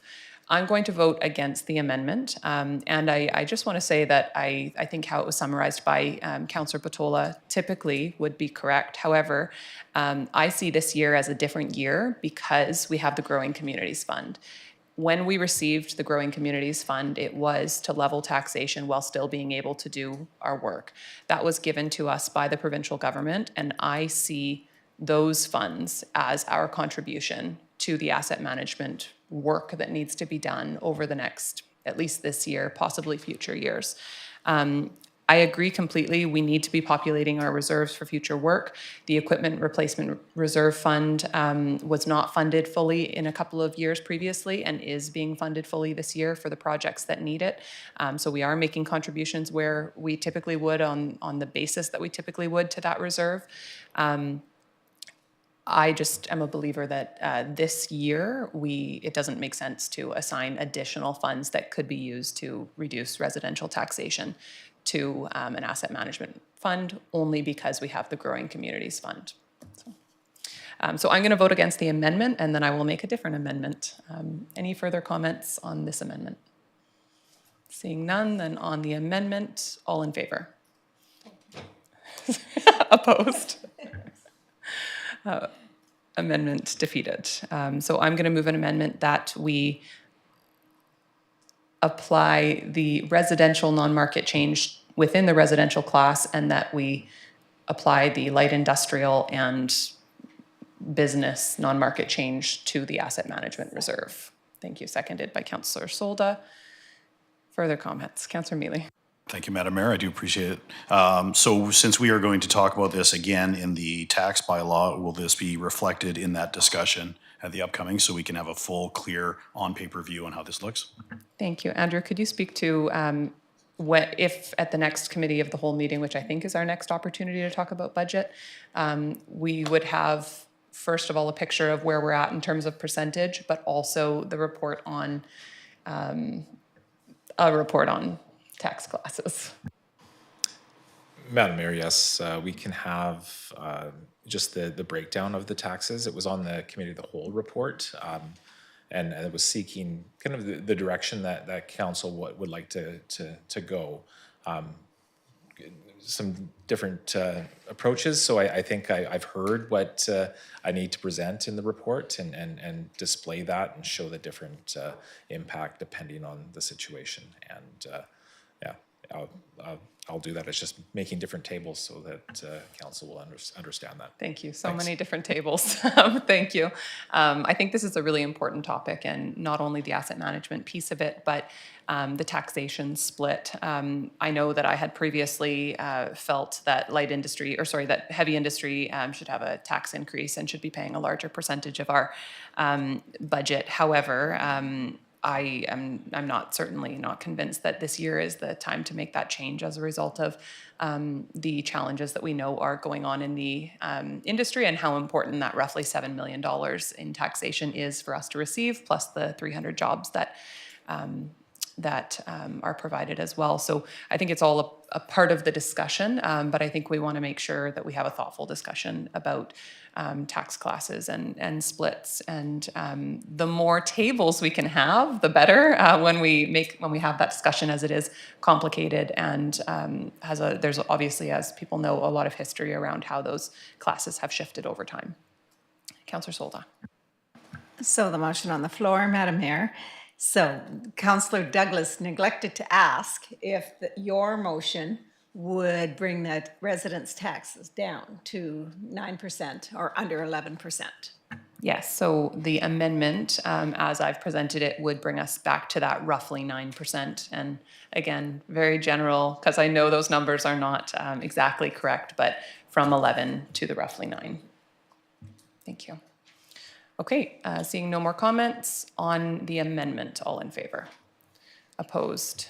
Carried. And any more comments now on the motion as amended? And the only thing that I will just ask is that if this amended motion does pass, that at the committee of the whole, we also get a number on how much in actual dollars this would be going into that asset management reserve.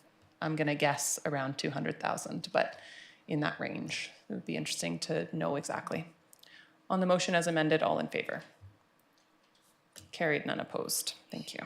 Thanks, Councillor Dame, for that. Any other motions on the budget before we go on to B? Councillor Mealy.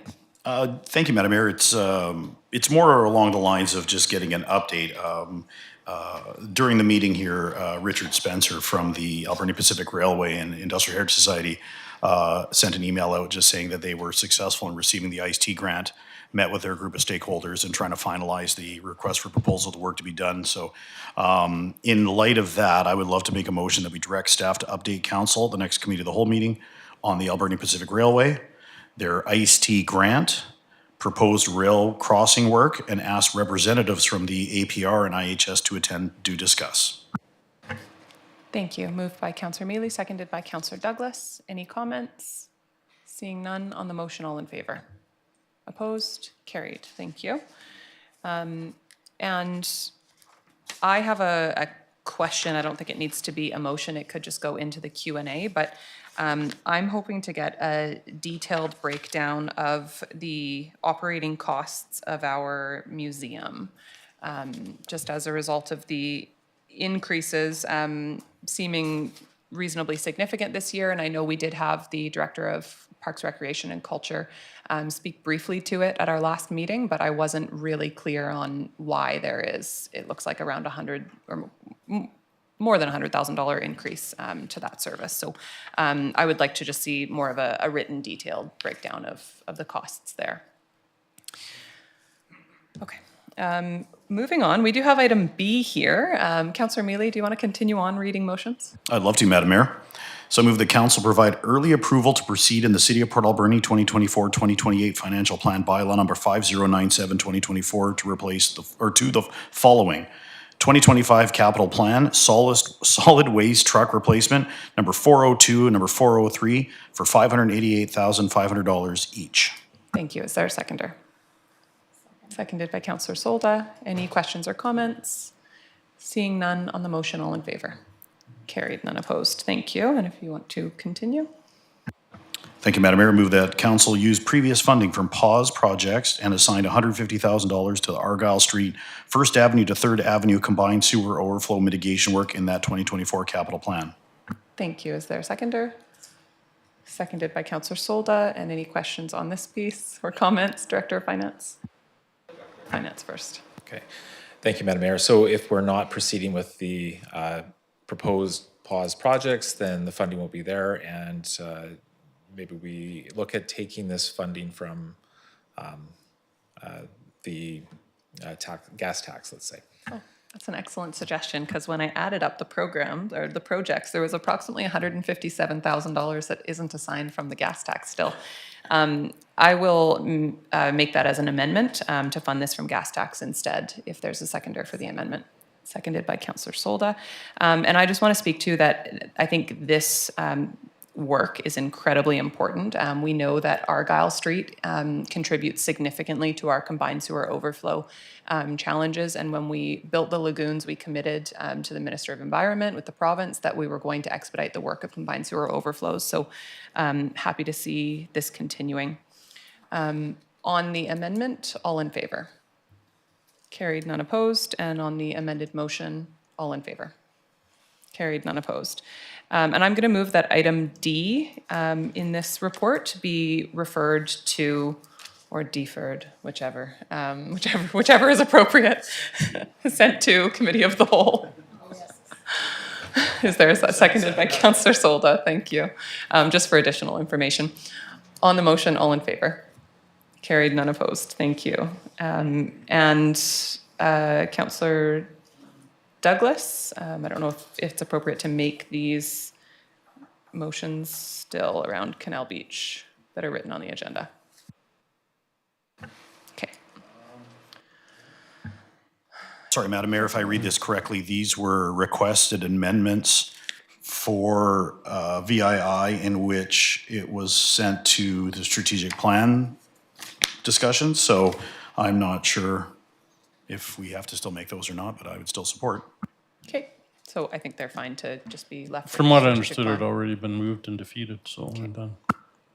Okay, well, it wasn't defeated actually at all. It was deferred or referred or postponed possibly to committee or to strategic planning. Well, then, Madam Mayor, if, then I would suggest we still make these so it's an open council. So if it still goes and it still moves forward, then we still have it in open council. So I invite Councillor Douglas to make that motion, unless you'd like me to do that, sir. Thank you, thank you, through you, Madam Mayor, to Councillor Douglas. I move that council direct administration to, would you like this separate, Madam Mayor? All right, thank you, Madam Mayor. I move that council direct administration to, 1, consult with community partners to facilitate the current design work for Canal Beach Pier in 2024. 2, present information to council for 2025 budget. 3, put a placeholder in the 5-year capital plan project for 2026, with the final budget to be determined and considered by council once the design is refined and additional funding options have been explored. Thank you. Moved and seconded. Councillor Solda. So I'm not understanding, because we were going to take it to strategic planning, but by the sounds of this, we're still adding like 2024, we're still saying 2025, 2026. So maybe some clarification, just I'm so going I to move know. that we refer this or postpone it to the The meeting that motion the other was one to was. postpone until the strategic planning review. Thank you. That we postpone it to the strategic planning review. Okay. Moved by myself, seconded by Councillor Patola. On the motion, all in favor? Opposed? Carried. Thank you. Okay, moving on to, any other items on budget? I think we're done. Okay, thank you. Thank you, Director of Finance, for all your help answering questions today. On to staff reports. Item number 1 is accounts. Madam Mayor, I move that the certification of the Director of Finance dated March 11th, 2024 be received and checks numbered 154475 to 154531 and inclusive in payments of accounts totaling $2,838,710.37 be approved. Thank you. Moved by Councillor Solda, seconded by Councillor Mealy. Seeing no comments on the motion, all in favor? Carried, none opposed. And on to bylaws. Item number 1, development cost charge bylaw, recommendations from the March 4th Committee of the Whole meeting. And so we have discussed that. Are there any questions additionally to staff on this? Councillor Patola. Thank you, Madam Mayor. I thought I had something to say.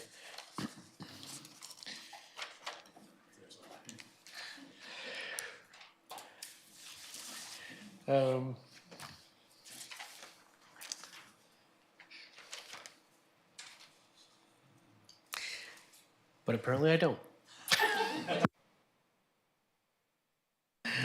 Thank you, Madam Mayor. I move that council endorse the consolidated reserve establishment bylaw for the following development cost charge reserves: water development cost charge reserve, sewer development cost charge reserve, storm drainage development cost charge reserve, highway facilities development cost charge reserve, and parkland development cost charge reserve. Thank you. Moved and seconded. Seeing no comments on the motion, all in favor? Carried, none opposed. Okay, and do you want to continue? That B? development cost charge reserve fund establishment bylaw number 5102, 2024 be now introduced and read a first time. Thank you. Moved and seconded. On the motion, comment? Sorry, okay, on the motion, all in favor? Carried, none opposed? Madam Mayor, I move that development cost charge reserve fund establishment bylaw number 5102, 2024 be read a second time. Moved by Councillor Patola, seconded by Councillor Mealy. On the motion, all in favor? Carried, none opposed? Madam Mayor, I move that development cost charge reserve fund establishment bylaw number 5102, 2024 be read a third time. Thank you. Moved by Councillor Patola, seconded by Councillor Mealy. On the motion, all in favor? Carried, none opposed. Thank you, Councillor Patola. And moving on to item number 2, reserve fund establishment bylaw. Councillor Mealy, would you like to read this one? Thank you, Madam Mayor. Move that Reserve Fund Establishment Bylaw Amendment Number 1, Bylaw Number 5086-1, 2024, be now finally adopted, signed by the Mayor and Corporate Officer and numbered 5086-1. Thank you. Moved by Councillor Mealy, seconded by Councillor Patola. Comments? Seeing none. On the motion, all in favor? Carried, none opposed. Thank you. And item number 3, Councillor Dane, would you like to read this one? Yeah, absolutely.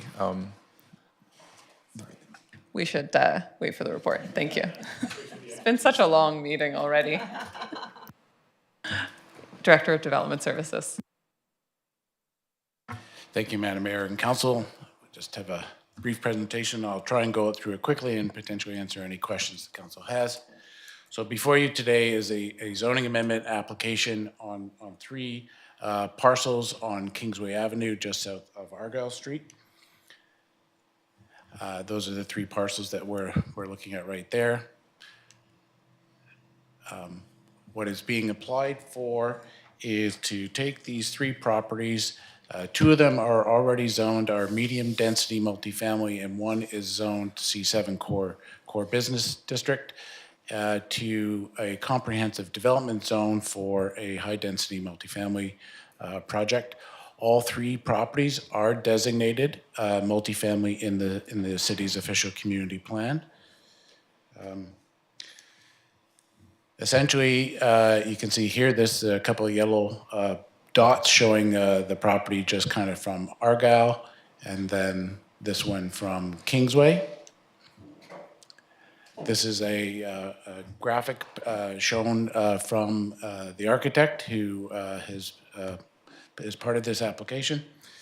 This is sometimes multifamily infill can be a bit more complicated and requires some flexible development regulations, and that's why we worked with the developer on this to prepare a comprehensive development zone that is very specific to the design that has been submitted for council's consideration and the designs that you see before you today.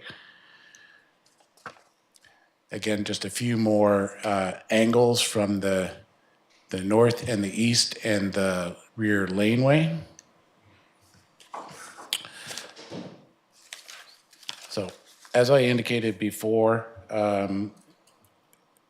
the project, we reviewed its consistency with the city's official community plan. The OCP should be broadly interpreted when determining council's ability to hold a public hearing. Council may be aware recent provincial legislation has indicated that where a rezoning for a housing project is consistent with the OCP, local governments are no longer entitled or no longer permitted to have a public hearing. So staff took a very strong look at this application and our official community plan. As I indicated before, the subject properties are designated multifamily residential in the OCP. The proposal is consistent with the general policies for residential land use relating to multifamily development housing.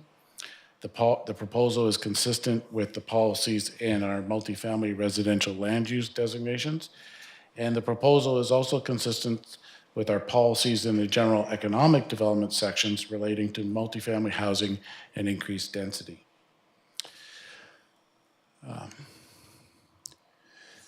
So the proposal in front of you is a 25 unit. This is intended to be market housing. It's a mix of 1 and 2 bedroom units. There is underground parking accessed from Kingsway, and there's also some additional parking off the rear laneway.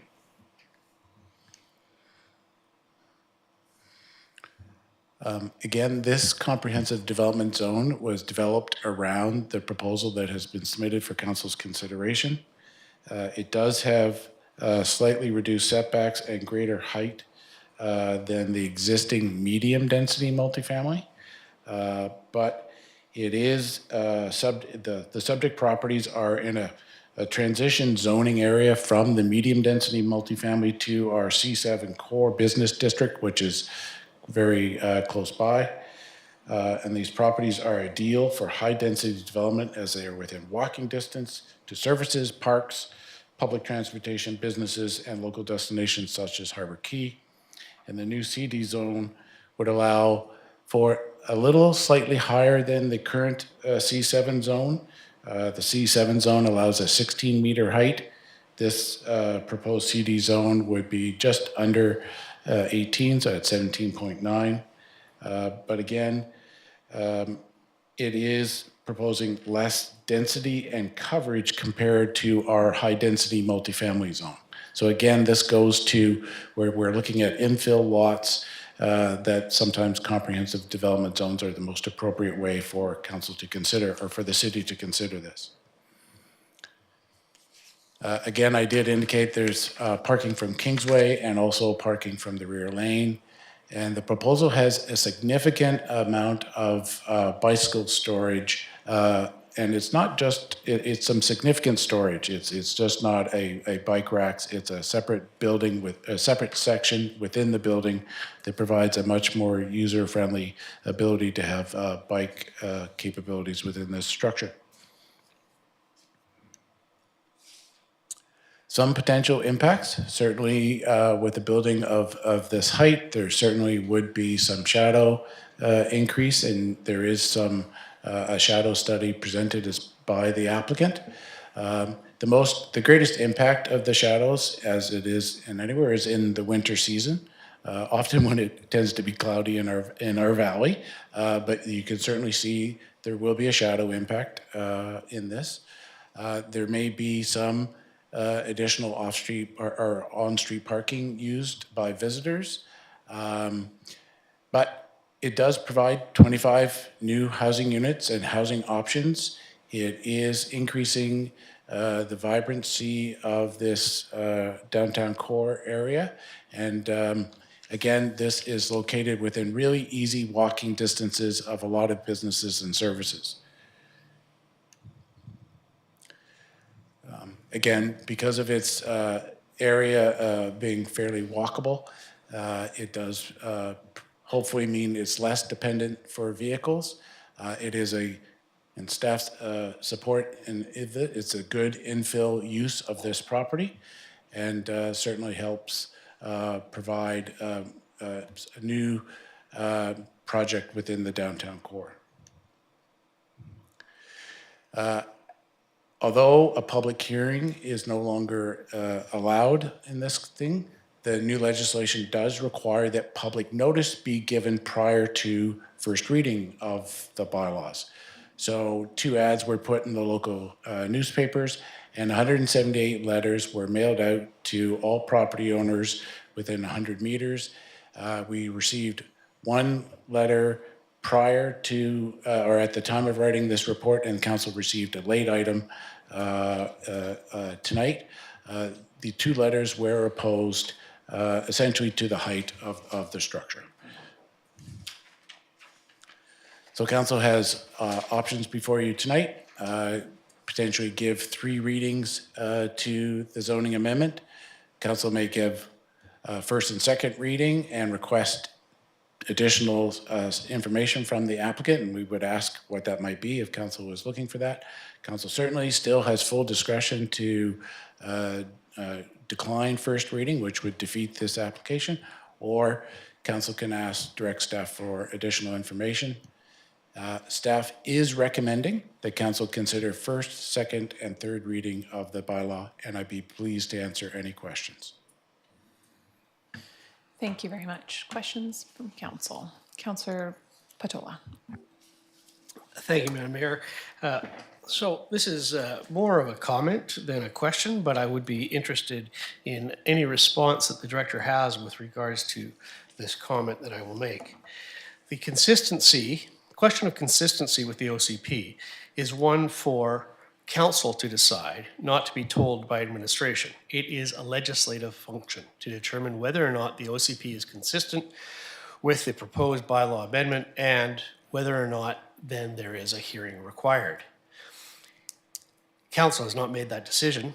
Council has not been given information upon which to base that decision. And it is, in my opinion, solely my opinion, and I might hope to convince others, that in fact this bylaw proposed is not consistent with the OCP. The OCP that we currently have starts at paragraph 2.2.4 with stating that the city should be pursuing housing stock with amenity values such as waterfront. This proposed bylaw would permit a building that blocks a viewscape, significantly blocks a viewscape. The elevation at the top of this building would be equal to the elevation at the corner of 3rd and Argyle, thus meaning everything below that is blocked by this building. The OCP goes on to state at page 18 that in particular, Port Alberni benefits from a spectacular natural setting with incredible viewscapes, again, which would be blocked by this building.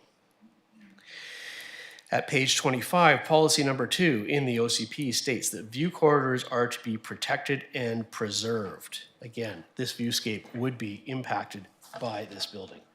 I note in the past that there have been comments from other councillors with regards to you don't own the view from your property, which is very true. You don't, and that's why it's incumbent upon council to protect that view and the amenity value of that view from simply allowing a developer to dictate the terms of a bylaw, which is essentially what is happening here. As the director stated, this bylaw has been developed around the proposal, not around the OCP, not around the desires of the citizens, but around the proposal. And it's important to note that we as a council are not here to determine whether or not a proposal goes ahead. That would be illegal. Our job is to decide whether or not a bylaw should be passed and what that bylaw permits and how it is written. The policy dictated by our OCP at page 36 is that infill will be of scale and character suitably integrated into adjacent neighborhoods. A 6-story building, one of the tallest in Port Alberni, has no fit with the adjacent neighborhood. That policy is again reiterated with regards to multifamily housing at page 37. The fit with adjacent neighborhood transition must, and I state must, requirement, not permissive, required, must be provided. There is no transition area here whatsoever. You go from a single level house to a 6-story building, block building. Now, currently, the RM7 or RM2 max height is 12.5 meters. The max height in the C7 is 16 meters.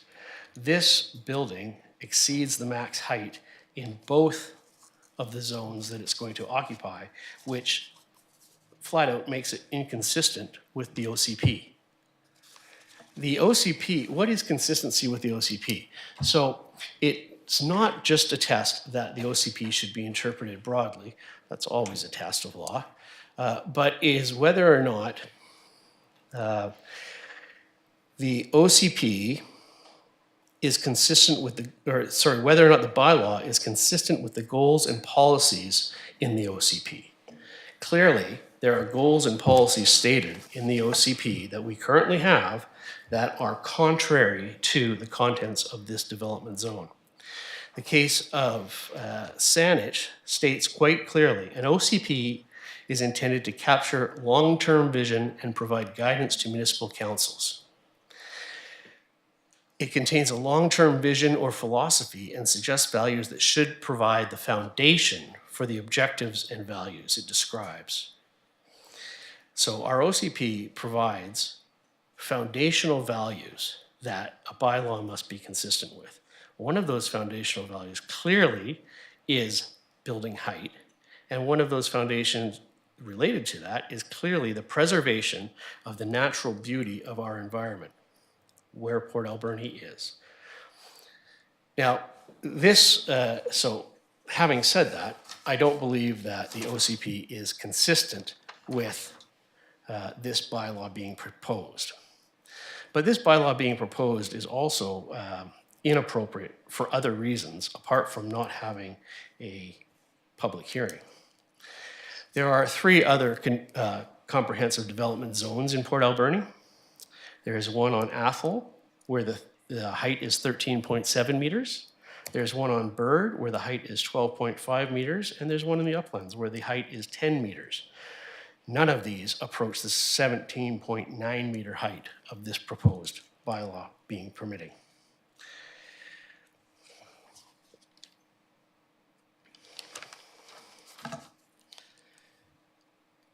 This bylaw has no additions or requirements for any kind of forward-thinking development.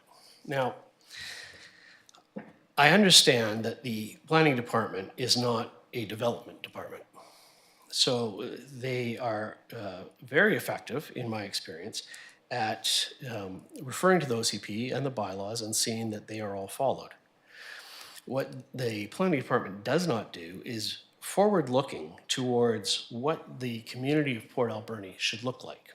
And thus, this is not a criticism of the planning department, but an obligation that is on council to undertake. This building, first of all, will set the tone, or this I should say, bylaw will set the tone for what is allowed in Port Alberni with future buildings. It is of significant height, and there is no reference at all to appropriate bird coverings on windows. The building will be directly across from the Eagle Nest in the park above Argyle Street. There is a significant bird habitat there, and it's been well proven in multiple environmental studies that bird strikes are a significant impact to the ecology of our community. The comprehensive development allows building pretty much across the whole site. The retention of green space is negligible. In most urban environments, the application of rules with regards to a green roof are applied. There's been no consideration of that in this bylaw. This bylaw does not consider section 482 community amenity charges, and in fact, the committee that reviewed this and referred it to council and approved it was told that community amenity charges simply do not apply. That's not true. They apply in the C7 zone, and they can be applied in the RM2 zone.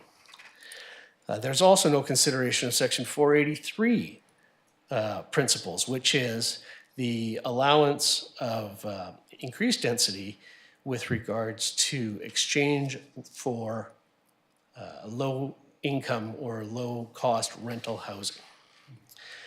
Now, this community constantly, over the past number of years, and unfortunately the guess for the future is we will continue to struggle with the accessibility of low-income housing. Section 43 is specifically designed for that and should be included in any comprehensive development proposal, in my opinion. So I am not suggesting that this building should not be built, because that, again, would be illegal.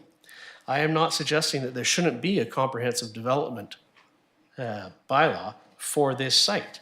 I am suggesting, though, that council has to undertake their obligation seriously in deciding what should be permitted or what should be required with comprehensive development sites. As this is the 4th one, and each one is touted with the advantage of being site-specific, what we lose is that there is no continuity across the community. We are in danger of having comprehensive development sites that are different for every block of the community, which completely undermines the concept of the OCP, which is defining neighborhoods and defining uses. So this bylaw, A, could include many improvements for the benefit of the community, and B, council needs to determine whether or not, given that it's so out of tune with the rest of the bylaws and OCP in Port Alberni, whether or not a public hearing is required. Thank you, Madam Mayor. Thank you very much for all of that. There's a lot there, but I wanted to just say, firstly, a couple things, and then I'll go to our Director of Development Services for information, anything he's able to provide. I think in my understanding of it, a comprehensive development zone is specifically to not be just consistent zone to zone to zone to zone. Otherwise, we would just create a zone for that. A comprehensive development zone is intended to be different for what works for that area and to provide the ability to be adaptive. I think it is a bit misleading to suggest that it is single-family home, 6-story building, without including that it would be single-family home, vacant lot, 6-story building, 4-story building, 5-story building. So I think there's a lot more neighborhood consistency than you're suggesting in some of your comments, although I understand what you're getting at. I am curious about 2 things from the Director of Development Services. Of course, consistency within the OCP and how that is applied. I think if there is a question and we're able to err on the side of having a public hearing and going through that process to have the ability to hear from the public and to ensure that we don't take away the ability for the public, if there is question, for the ability of the public to comment during a public hearing. So I'm curious on your take on that and how that decision is applied. And secondly, I am interested in a discussion around community amenity charges and if it is something that we are able to negotiate and apply within a comprehensive or within this development or not. Okay, so I'll do my best to unpack that and please follow up with me if I've missed something. So staff did a thorough review of the fishing community plan and this proposed projects. In staff's professional opinion, it is consistent with the fishing community plan as we are understood from legal advice, and not direct legal advice on this project, but broad legal advice about how OCPs are to be interpreted and how projects are to be interpreted to be consistent with OCPs. So we did go through our sections, and our advice to council is that we feel that it is consistent with the OCP and with the new legislation, therefore a public hearing is not enabled to be there. Taking Councilor Patillo's points to think, but in staff's opinion, in our review, that's our professional advice to council. Councilor Patillo is correct. We have density bonusing provisions in some of our zones. They are not quite the same as a community amenity agreement. Or normally in the past, municipalities that when during a rezoning process, if a developer was proposing a certain zoning density that increased density substantially, where a community had a policy from council that around a voluntary community contribution, then that could be considered. The province has now taken that away and is enabling local governments to adopt community amenity charges, but that has to be done by bylaw, and that is work that the city will need to do in the future. And I'm not sure I caught everything, but. Thank you. Other questions from council? Councillor Haggard. Thank you, Madam Mayor. I realize that 6 stories is something that's not normal in Port Alberni, but I think with our growing community and infill development, this will start to become more normal for our community. And we've agreed just about on everything today, Councillor Patola, but I think this is a fantastic development and I'm really excited to see it happen. My only concern is, and I'm getting a little bit off topic and I'm not going to make a motion, you don't have to comment, but I just want to put it out there that we have a lot of developments, multifamily developments happening in the area of our downtown core in order to create more vibrancy. But I think we have to look at now, how do we improve our downtown core in order to attract those people to come to it and increase the vibrancy of the neighborhood? So just something to think about, and it's something that we can talk about at a later date. Thanks.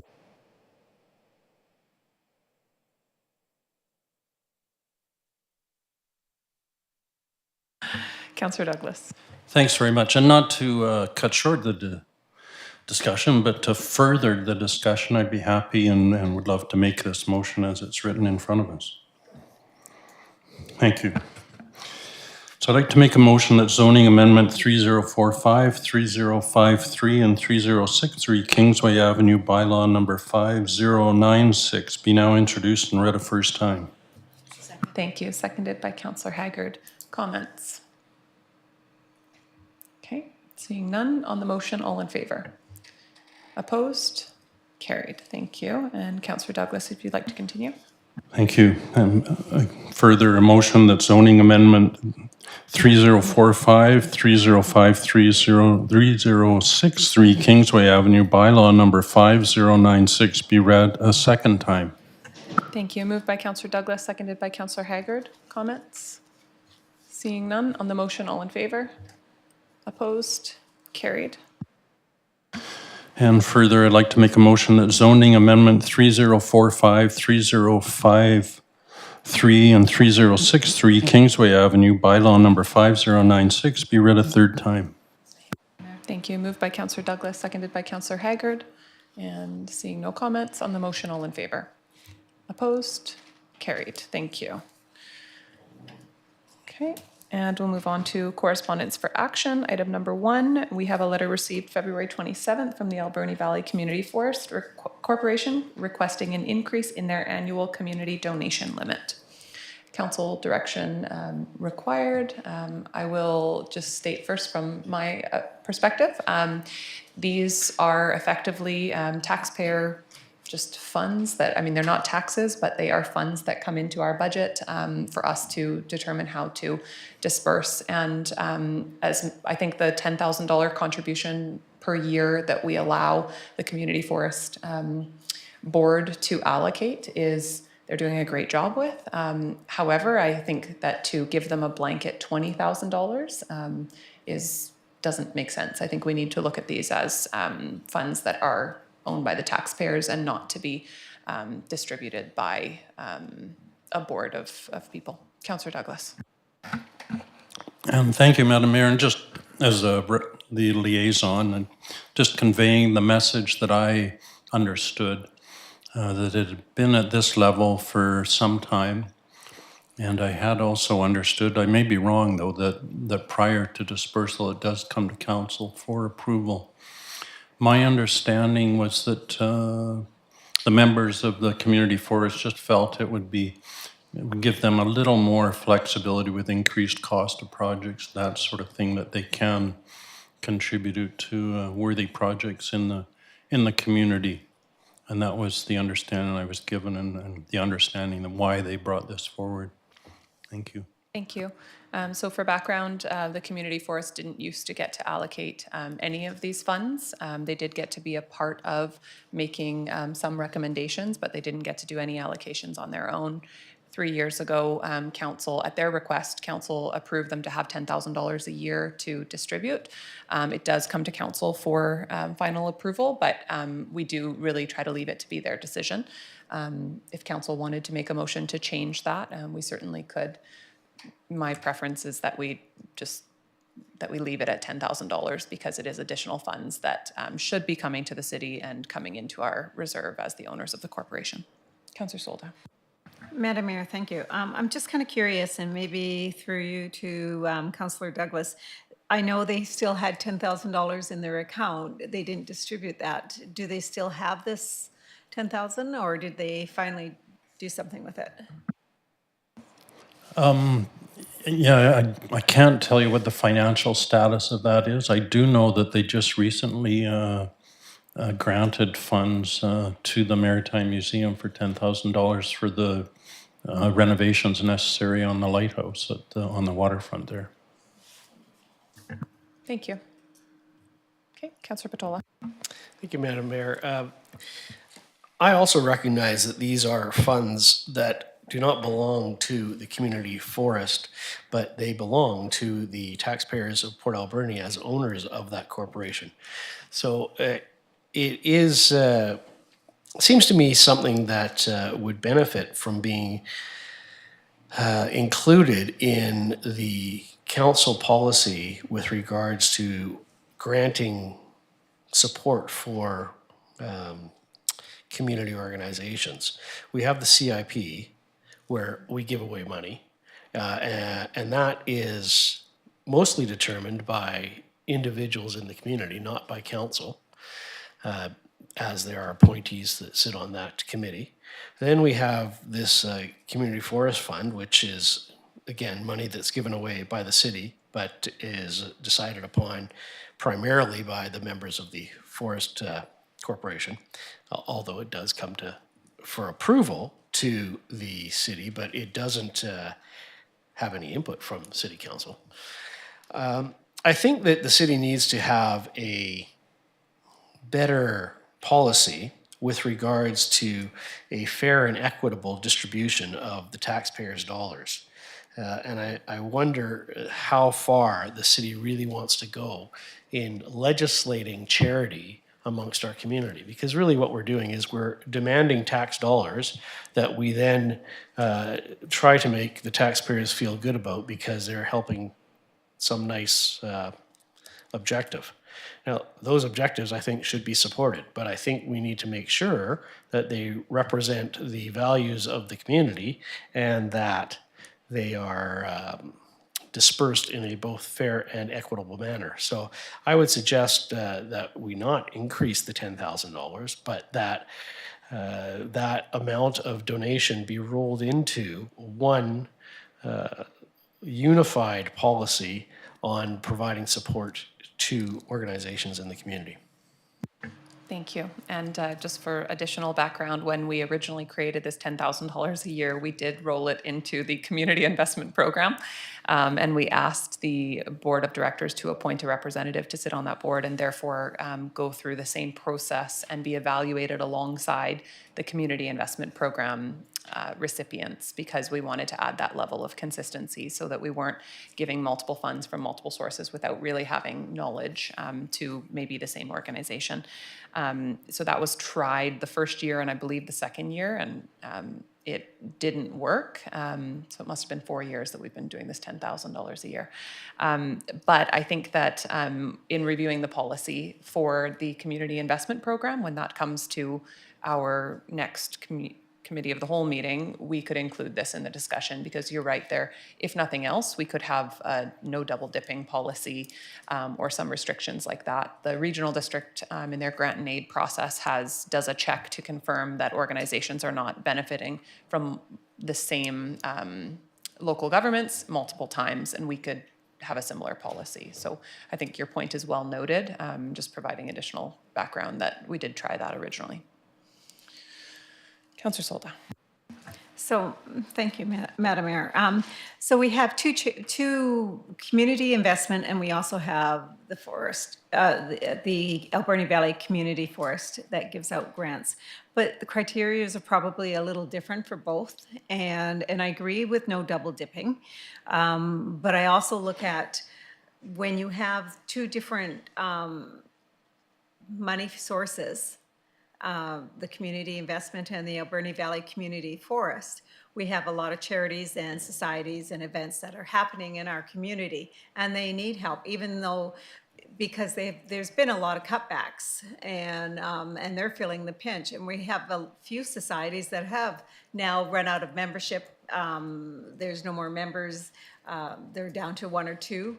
And events that pop up. And I think having a separate like this and having the community investment and separate from the Alberni Valley Community Forest is a good thing, in the fact that it also gives the Alberni Valley Community Forest appreciation to distribute the funds and for what all they do and all the thousands that they bring back to our community. And I just totally agree with it, that there's a lot of societies that are different and they don't all meet the same criteria as each one of these, the Alberni Valley Community Forest as well as community investment. Thank you.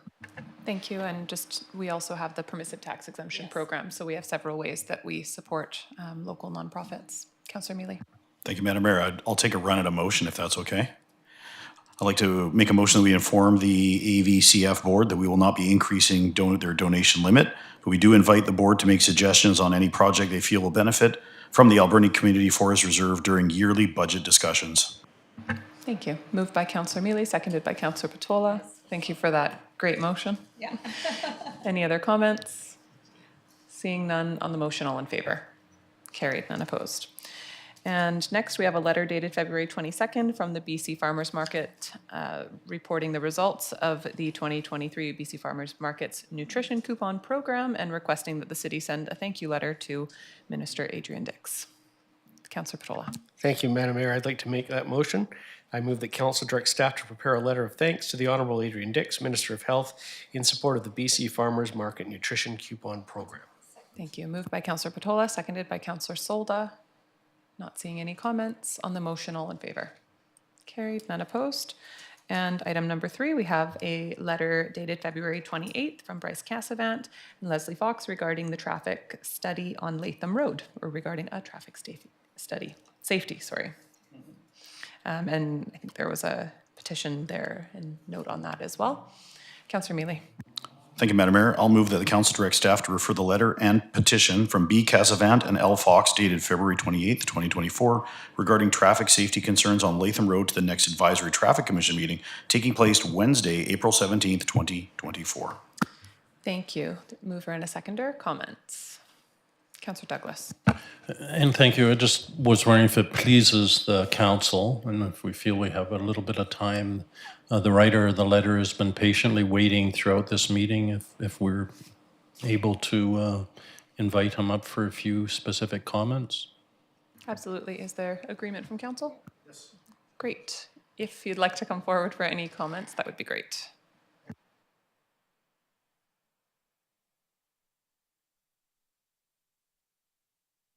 There we go. Well, now you can hear me now.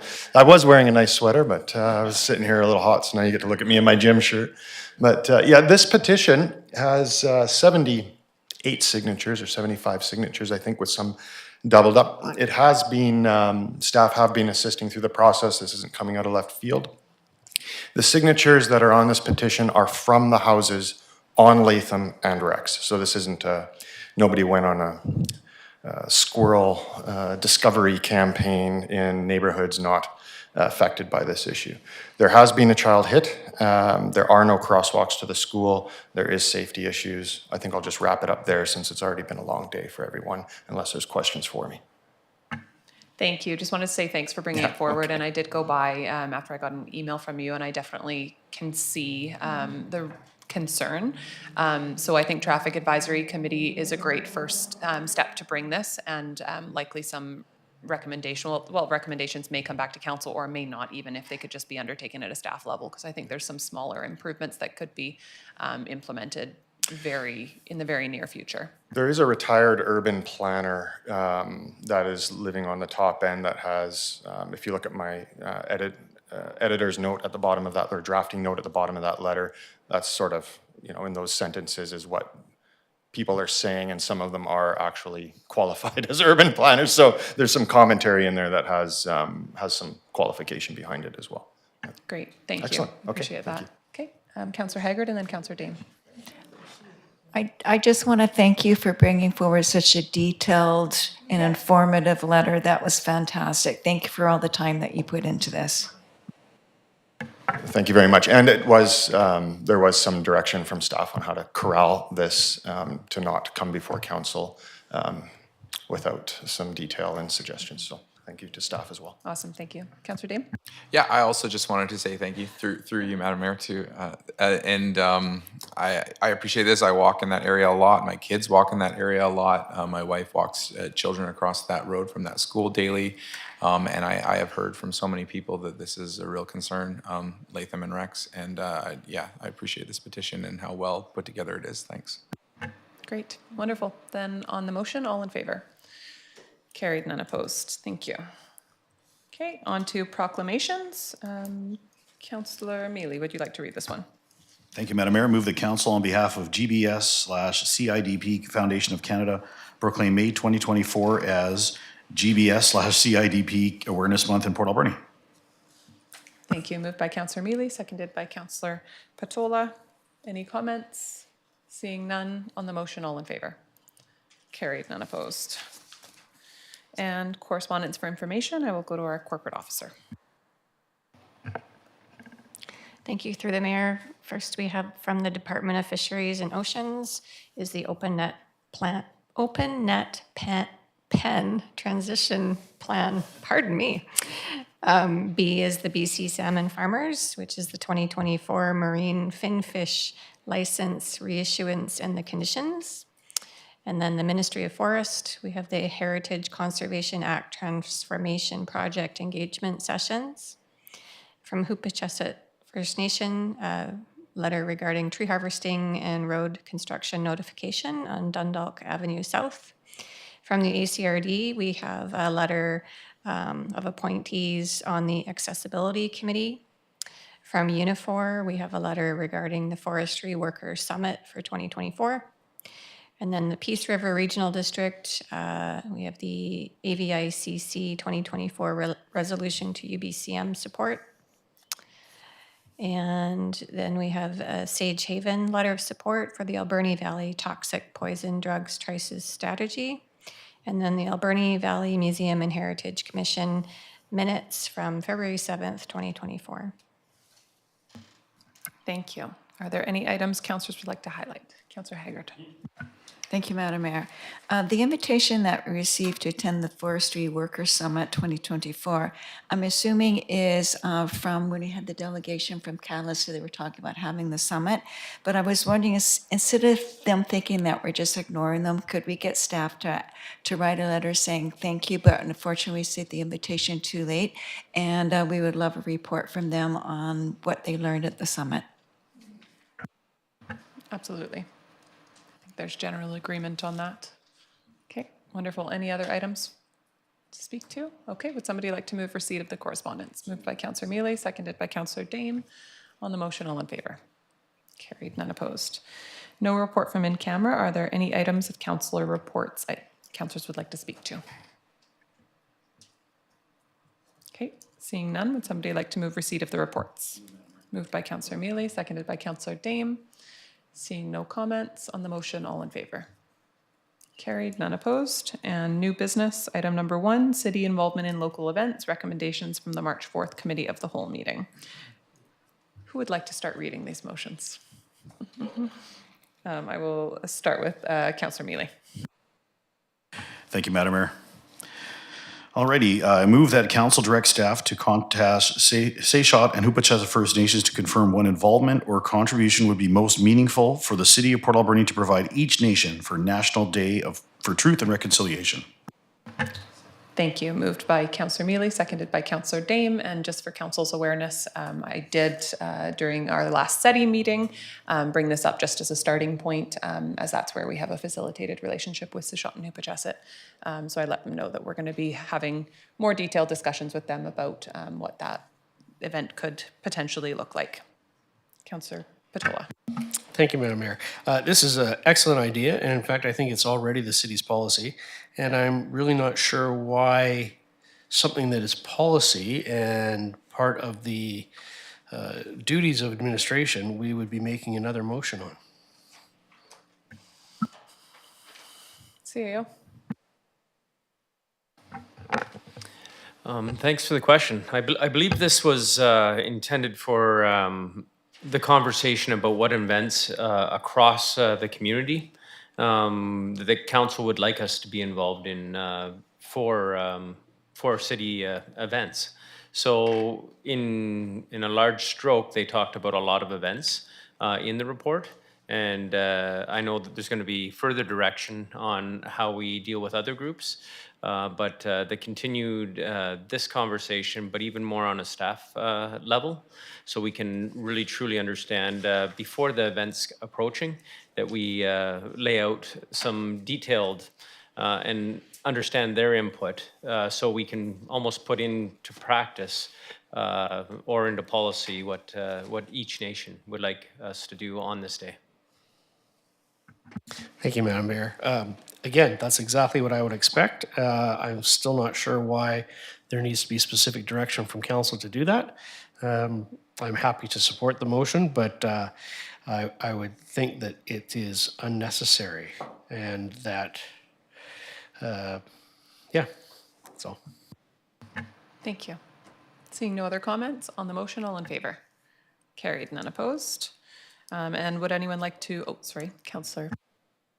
Thank you, Madam Mayor. I'd like to actually skip down to 1D, the motion printed there, and make the motion that council defer the city involvement in local events report to a future committee of the whole meeting to include additional information as requested and to provide an overview of the community investment program. Thank you very much. Is there a seconder? Seconded by Councillor Mealy. Discussion? Councillor Patola. Thank you, Madam Mayor. I watched with great interest the YouTube presentation of the COW meeting and the discussion about this report. And I think I'm pretty much in support of the position of council at the time that's, or as sitting as committee, which was that this needs much more information and some greater development of a overarching policy. And I think in that way, it's best to refer it to the committee of the whole for that additional information and expanded report. Thank you. I would agree. And I think that there were two motions there that we made additional to that one, but I think there was a general agreement from council that we wanted to have a larger discussion and review about the events and how the city will participate and events that may be omitted currently. So that certainly makes more sense to me. And once this one passes or does not, if councillors would like to make motions around the other ones, they're certainly able to, but we also could just discuss all of the events and any potential recommendations at the committee of the whole. Okay, seeing no other comments on the motion, all in favor? Carried, none opposed. And are there any other motions councillors would like to bring forward? Councillor Solda. So we added two more. I believe it was Salmon Festival and Canada Day was on our list. So we need to, so I'll move that we add Canada. I don't know if we want to do I don't know that. if we need to Okay. add those specifically because they're already going to come forward as information within that motion. Thank you. Okay. Okay, then we'll move on to recreation fees and charges bylaw recommendations from the March 4th Committee of the Whole meeting. Councillor Patola. Sorry, Madam Mayor, before we move on, just listening to the councillor mention other events that weren't included on the list.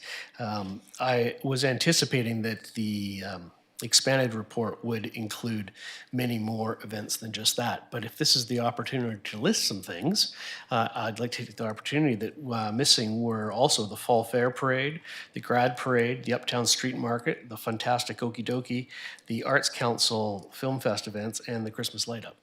Thank you. Great. Any other items councillors would like to add? Okay, wonderful. Thank you. Okay, then on to recreation fees and charges. Councillor Mealy, would you like to read? Thank you, Madam Mayor. So I'll start by saying, with that council direct administration to update recreation fees and charges as of September 1st, 2024 to reflect the 2024 median of the following communities: Campbell River, Courtenay, Comox, Esquimalt, Oak Bay, and Powell River. Thank you. Seconded by Councillor Dame. Comments?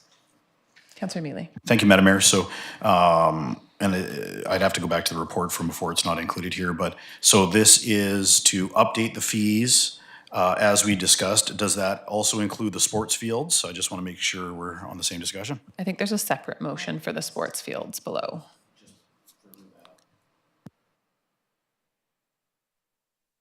Thank you, Madam Mayor. It's just outlining options permitting exemptions for those fields. So I just want to make sure we're not setting setting anything in stone before we move forward. Yeah, because we don't currently have fees and charges, the fields would not be included in that update. Yeah, it's the next motion. Thank you. Okay.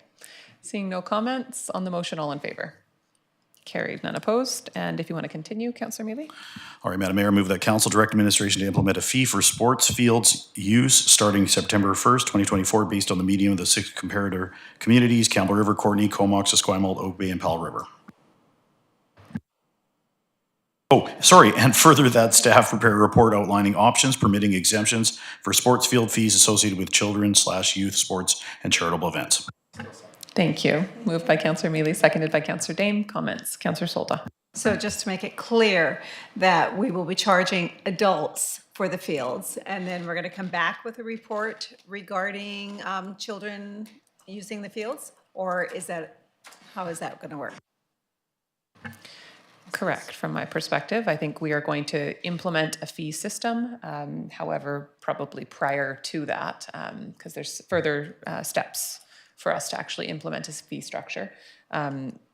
Staff would bring forward a report to outline exemption processes, as indicated that council didn't wish to proceed with charges for youth sports, children's sports, and charitable events. Okay, fair enough.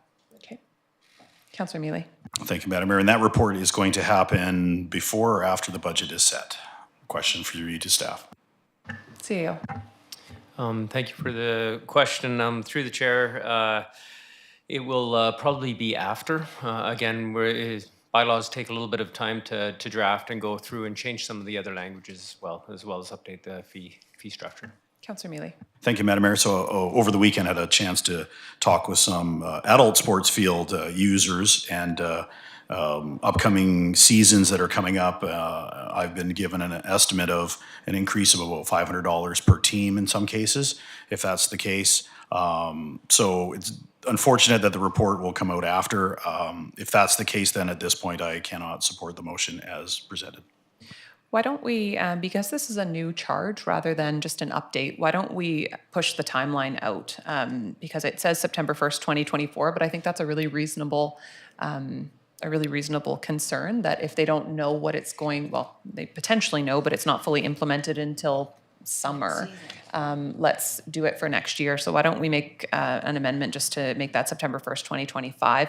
I don't believe that any of our budget numbers are based on these changes at this point for revenues. Okay, thank you, Director of Finance.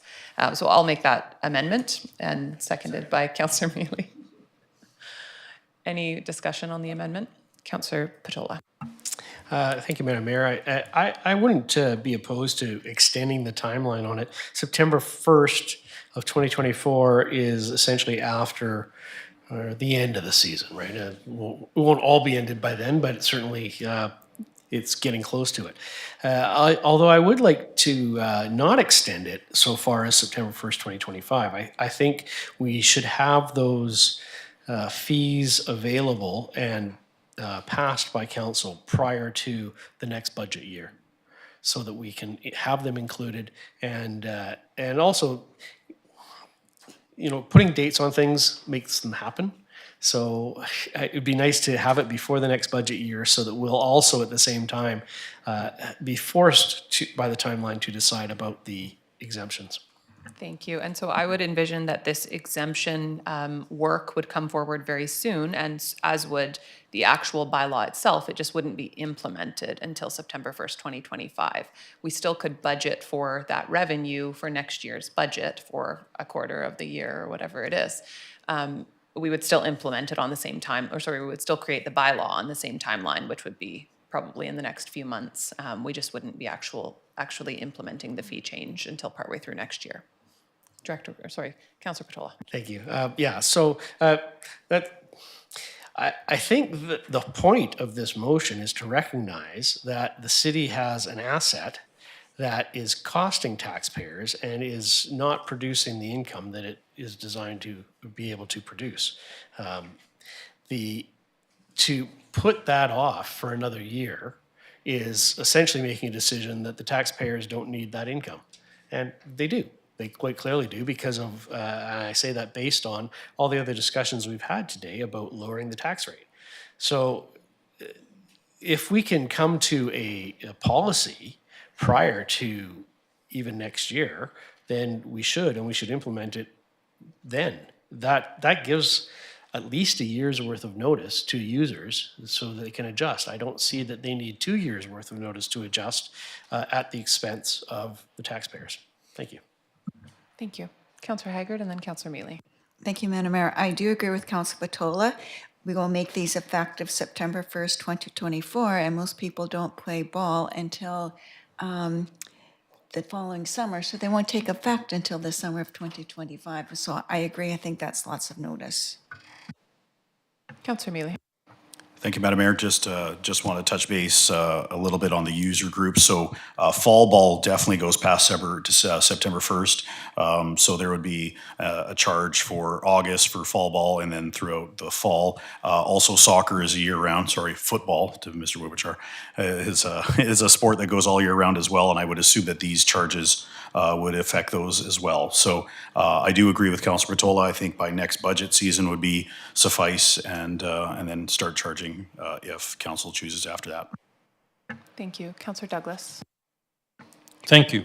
And I'd just like to say that, I really agree we should be seeing the report and the proposed fees and comparable fees before we actually start implementing the fees. But there's a larger part of this discussion which is coming up more and more, and which I really like to emphasize anytime we get, which is, first of all, as Councillor Mealy suggested last meeting, and myself, I'd like to see ball fields provided free of charge to the taxpayers of the community. The thing is, so again, it's the regional district and the taxpayers that don't pay their fair share for the support of all these wonderful services that we provide in the city. So at the same time as we're exploring fees and charges for something that traditionally has been provided free of charge by a community, we also need to be making it very, very well known to the regional district that this is in large part coming to us as a result of them not shouldering the burden that we have been shouldering for decades now. So I'd just like to add that to the conversation. Thank you. Thank you, Councillor Douglas. So we do have an amendment to the motion, which is to amend the effective date to September 1st, 2025. And I do just want to really note that this would still come forward for the bylaw in the next few months on the same timeline. It is just really about providing notice. And I'll just speak to that amendment since I made it. I remember a few years ago we had a bylaw that our bylaw officers decided to start enforcing that we'd never really enforced before. A whole bunch of tickets were given out, and the community came to us and said, "You didn't, give us notice. Like this is something that, is new." And we had a long discussion at that point in time and had community engagement and also had communications input on when we create something new, when we implement a new potential cost or a new thing that we're enforcing that we haven't in the past. It's best practice to provide notice to the community. I don't know when ball seasons start, and I don't know when people play ball. I have no idea. So I don't want to necessarily suggest an arbitrary date other than that our director had suggested, I believe, September 1st. So that has to align with something. From my perspective, if it takes a few months from now to get to a point of having a policy and having a bylaw implemented, that's going to put us into the summer, and it doesn't seem like September 1st of this year is enough notice. So I would like to see us still complete it this summer, but have it active, give people a year of notice, since it is a brand new charge, something we've never charged before, and I think it's reasonable that we allow organizations and users time to adapt to that and plan for it in their fees, charges, and how they fund their organization. So that's my reasoning for the amendment. Now I will call the question on the amendment. All in favor? Opposed? Carried. Thank you. And any further comments on the motion as amended? Councillor Patola. Thank you, Madam Mayor. I'd just like to take the opportunity to echo Councillor Douglas's comments. It really would be preferable to not have to charge for the use of fields. It would be preferable not to have to charge for the use of the ice rink as well. But the structure that we have to do so places undue burden on the taxpayers in the city of Port Alberni without appropriate support from other user bases. It's unfortunate because the use of playing fields is a cultural amenity that unites our societies as opposed to segregating them. I just recently read a book with regard, and they pointed out a similar effect in Michigan State when they rebuilt their stadium and put in skyboxes. And there was a grand protest by the alumni of Michigan State because the use of the skyboxes segregated society, and the rich would sit in one area and the not as well endowed would sit in a different area, separated from them. And there was no longer a united fan base, if you will. And by imposing these types of fees, we do the same thing. We let sports become the purview of the entitled, and we exclude those who aren't. It undermines the basis of our democracy. And so, whilst I do believe we need to pay for them, I would prefer continuing in the pursuit of finding a way to do that without having to charge people usage. Thank you for your comments, and I completely agree. Councillor Mealy. Thank you, Madam Mayor. I believe a backup power source is dying over there, but that's okay. Yeah, good guess over here. I just outlined that I just want to be able to have the user groups come forward and say, give us the information on their side of things on how it is going to affect before we make that decision. So more information, the better. So I appreciate your amendment. Thank you. On the motion as amended, seeing no more comments, all in favor? Carried, none opposed. And lastly, I'll make this one since it was my motion, and since it's kind of really fading into the last comments we've had, that council direct staff to prepare a report outlining options that would permit city residents, including Sishot and Hoopatrasset First Nation residents, priority status over parks, recreation, and culture services. Moved by myself, seconded by Councillor Mealy, and I think this is just a piece of it. It is not costing, it is not shared cost, but it is recognizing that some of our services, swimming lessons being one that was recently discussed, are very difficult to gain access for as they're limited services and they book up quickly. So aligning the people who are paying for those services with getting access to those services in a priority way, I think is really important. Beyond that, if they're, maybe we give a 48-hour or a week-long booking period for city residents for these services. Beyond that, we absolutely should open up to any regional district or resident from another community the ability to enjoy the services just as we always have. I just think it's important to first give preference to city taxpayers and residents. So with that, on the motion, all in favor? Carried, none opposed. And on to item number 3, Engineering and Public Works, Fees and Charges, Recommendations from the March 4th Committee of the Whole meeting. Councillor Mealy. Thank you, Madam Mayor. I move that Council direct administration to increase fees for utility service connections to bring them in alignment with comparable sized municipalities on Vancouver Island, as outlined in the report Fees and Charges, Engineering and Public Works dated February 26, 2024, and further, that staff review Fees and Charges Bylaw 2007, Bylaw number 4665, and where required, make the necessary rate amendments to ensure full cost recovery. Thank you. Moved by Councillor Mealy, seconded by Councillor Dame. Any comments on the motion? Seeing none, all in favor? Carried, none opposed.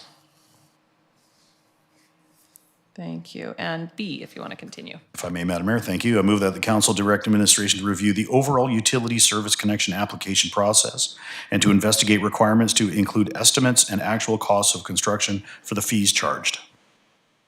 Thank you. Moved by Councillor Mealy, seconded by Councillor Dame. Seeing no comments on the motion, all in favor? Carried, none opposed. And item number 4, Development Cost Charges, Recommendations from the March 4th Committee of the Whole meeting. Councillor Mealy. Let's fly through this, Madam Mayor. I move that the Council direct administration to update the Development Cost Charges Bylaw and further establish a Community Amenity Charges Bylaw in alignment and as informed by the official community plan update and master plan process. Thank you. Moved by Councillor Mealy, seconded by Councillor Dame. Comments? Seeing none on the motion, all in favor? Carried, none opposed. And item number 5, revitalization tax exemption programs, recommendation from the March 4th Committee of the Whole. Councillor Mealy. Thank you, Madam Mayor. Move that council direct staff to bring forward a report to the Committee of the Whole meeting considering the repeal of bylaws related to revitalization tax exemption programs. Thank you. Moved by Councillor Mealy, seconded by Councillor Dame. Any comments on this one? Seeing none on the motion, all in favor?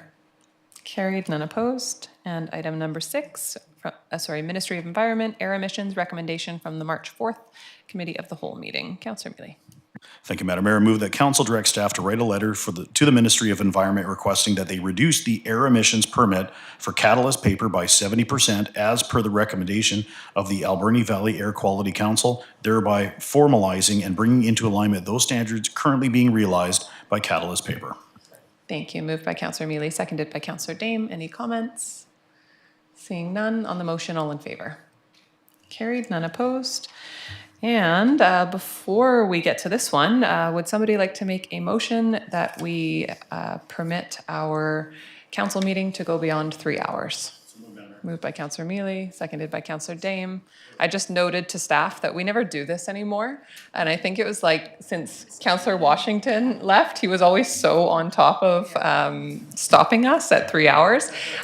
So sorry, that was moved and seconded on the motion. All in favor? Carried. And I'm going to actually ask that we take a 5-minute recess before we continue on with this, and then 2 other late items and question period, if council's okay with that.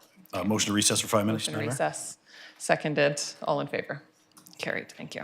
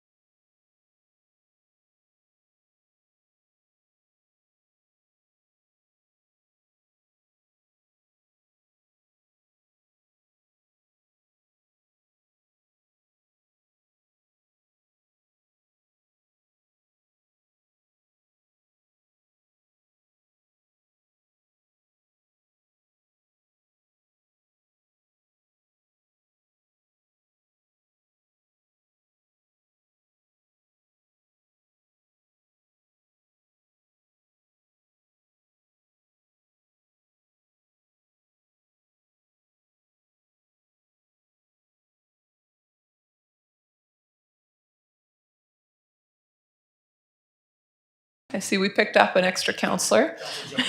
Counselor Jeff Cook. Thanks for joining us back here. Okay, moving on to item number 7, 5170 Argyle Street, Port Pub remedial action update. CEO. Thank you through the mayor. Sorry. This report is meant to just be a general update regarding the remedial action order on 5170 Argyle Street. So council resolved to issue a remedial action order to the owners of 5170 Argyle Street at our January 22nd meeting. And we issued the notice, and the appeal deadline passed with no appeals, and the remedial action order expired on February 23rd at 5 o'clock in the afternoon.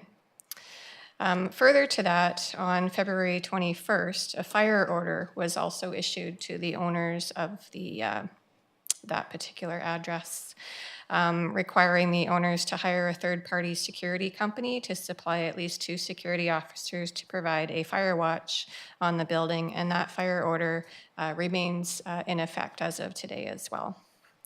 So following the deadline of the remedial action order, an inspection was conducted by city building inspectors, a bylaw officer, a structural engineer from McGill and Associates Engineering, and the Port Alberni Fire Department Chief Fire Prevention Officer on Monday, February 26th at 9 a.m. And a copy of the inspection reports and the fire order are attached to this report as well. Both members of the fire department are here today to answer any questions about those orders if you have any. So I mentioned the piece about having a structural engineer join us for that inspection. We're just waiting to hear back from the structural engineer because we know that further inspection will be involved to assess the overall condition of the building, just being aware that our jurisdiction is not inside the residential tenant spaces. It's only been in the common sections and in the commercial pieces of the building. So we're going to wait for that report, and if the structural engineers need to get into the whole building, we'll work with the owners to provide notice for access to the rooms and carry on with the inspection, and then we will be coming back to council with a list of repairs and some cost estimates. Because as of today, we don't know what all of the costs will be. And that could involve some very careful planning. We are allowed to proceed with the repairs under the community charter at the expense of the owner and recover the costs incurred as a debt. But there's a balance. Once it hits a certain point, you might want to consider which way we want to go. And I also wanted to mention that city staff have fielded a number of phone calls from the Ministry of Housing, BC Housing, Ministry of Social Development and Poverty Reduction, and several local service providers and a couple of tenants in regards to this particular property. We continue to work with everybody that we can and refer the tenants to the residential tenancy branch who we've been speaking with as well. To make sure that their needs are met as well. But that was just a general high level, this is what's happened so far since the deadline occurred. And again, the fire department is here to answer any questions. Thank you. What do we anticipate will be the timeline for that report to come back to council? Thanks for the question, and through the chair. I believe once we get the preliminary report back from the structural engineer, I believe an architect will need to be engaged. And we have to show a level of standard of care. So once they decide on what that is. So I'm guessing it's been a couple weeks now, so we should hear any time. As soon as we hear, we will notify council. Thank you. Okay, questions from council? Councillor Solda. So looking at these pictures is not very much fun. I have really big issues about the people that are there. I'm just kind of curious too. My first question is, how many people are still living in the building? And I just heard that over the weekend, a young lady passed away in the building. I have no idea what the causes were, but I was told that. Thanks for the question. Through the chair, we are doing as administration everything that we can within the legal boundaries of the city. Again, whether somebody passes away or not, we don't have that information. It would be the authority that's there present. Again, we don't have those stats, or we do hear rumors, but we can't confirm or deny any of those. Thank you. Councillor Mealy. Thank you, Madam Mayor, and I appreciate the report. Thank you very much to the fire department, to staff, Bylaw, McGill and Associates for all their hard work. It is troubling to see what is unsatisfactory in the report. Simple things like post-unit address numbers, detectors been bypassed, pending separation repair, missing cover plates throughout the building. Like these are things that should be simple to fix, you would think, but then you look at the pictures and it's just, it's so much. So I just want to thank staff and thank the fire department for all their hard work for keeping the people safe, because as we just talked about, Councillor Solda, like these is where people live. And we need to make sure that they're safe in these structures. So I look forward to the next inspection, which is coming up later on this month, and then seeing what progress is done. But in the end, we still need to keep the feet to the fire without any sort of pun at all, and just make sure that this is taken care of for the residents that are there. Thank you. Councillor Solda and then Councillor Patola. Madam Mayor, I'm just kind of curious if the fire department has any comments to make on their inspections or anything like that, like to give them an opportunity.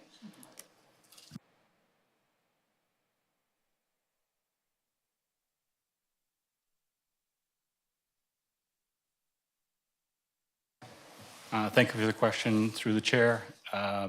We're performing regular inspections. Our responsibility is just to maintain the fire safety for the residents in the building. So, Madam Mayor, just another, sorry. So the people that are, a lot of people don't open their doors, so you don't know what's happening inside, right? I'm assuming that's true. The person that's in contact with me does not open the doors for anyone, and because he's or she is scared. And so how do you deal with inside the person's apartments? I mean, obviously there's some safety concerns like roofs collapsing and stuff like that. So how is that dealt with? Yeah, thank you for the question. So our jurisdiction as the fire department is allows us to go into the common spaces. So we do that on a regular basis. Also within that fire order, it does speak to that there's a requirement to have a third-party security company come and provide fire watch until such a time as the fire alarm system has been verified. At this time, the fire alarm system hasn't been verified. The building owners failed to provide their own security. We took on legal advice and we hired a security contractor to provide that service, knowing that we should be able to get cost recovery on that. So by doing that, we also now have eyes and ears that are there 24/7. So we do have a security contractor that does a patrol through the entire building every 30 minutes. We have received some feedback from some residents when we're down there that they feel an enhanced level of safety just because of having those security officers there. While it isn't the primary objective of those security officers, it is to ensure that fires are reported through to 911 if they occur. It is a fortunate byproduct of having those security officers there. With regards to inspections inside of individual suites, and this goes for throughout the community, if we're invited into those suites, we certainly can go in and do some assessments, but we do need that invitation in initially. There is a provision within, and the corporate officer might be able to speak to this, where through the remediation order and because of the details within the remediation order, so long as we give the tenants ample notice, we will be able to go into the suites with the engineering or architect professional as well. So at that point, we will do that. But just as a general rule, if we were inspecting any apartment building within the community or any If an individual with a single-family dwelling wanted us to come in and inspect, we could do so, but only generally at their request, which we have had it in some circumstances within the Port Pub where people have opened up their door and we've had a conversation and asked them if they have a smoke alarm within their suite and that sort of a thing. And just, I'm not sure who could answer this, Madam Mayor, but I don't understand how an apartment building that's in this condition can have occupancy permit or anything. I'm not sure how that works, but I don't understand how that can happen. I know we don't want to displace people and we have to move them from A to B, but I'm just having a hard time wrapping my hand around, or my mind around that thought. CEO. Thanks for the question. It is a very high level in the courts to pull an occupancy of a building. If we get to that point at this time and involve the professionals that we're involving, we will take that action. But until that day happens, the city has to follow the bounds that we're in, and the provincial government can also help, and we've been working with them. Thank you. Any other questions or comments? Just perhaps to add on that, one of the first orders of business when we did the inspection at the conclusion of the remediation order time period, that was a priority that we had asked for McGill Engineering to look at, was is there an imminent risk, is there a risk of structural failure essentially to that structure? And the kind of first blush comment that we got back from the folks from McGill Engineering at that time was that there was not. Had there been, then we may have taken additional action as we have done in other structures within this community. Thank you. Councillor Solta. Okay, to add on to that, it's not just safety, it's also health. There's obviously mold and stuff like that in this building. There's leak roof and all that. So to me, it's not just that part of it, it's the health part of it too, the health risk. And that's where I have concerns too. Thank you. Okay, Councillor Mealy, would you like to move receipt of this report? Move receipt of the report, Madam Mayor. Thank you. Moved by Councillor Mealy, seconded by Councillor Dame. Seeing no comments. Oh, sorry. Go ahead. Oh, pre-voting. Okay. On the motion, all in favor? Carried, none opposed. Thank you for coming. Okay, and we'll move on to item number 8, which is from Councillor Solda, a motion or notice of motion, sorry, around seniors advocacy.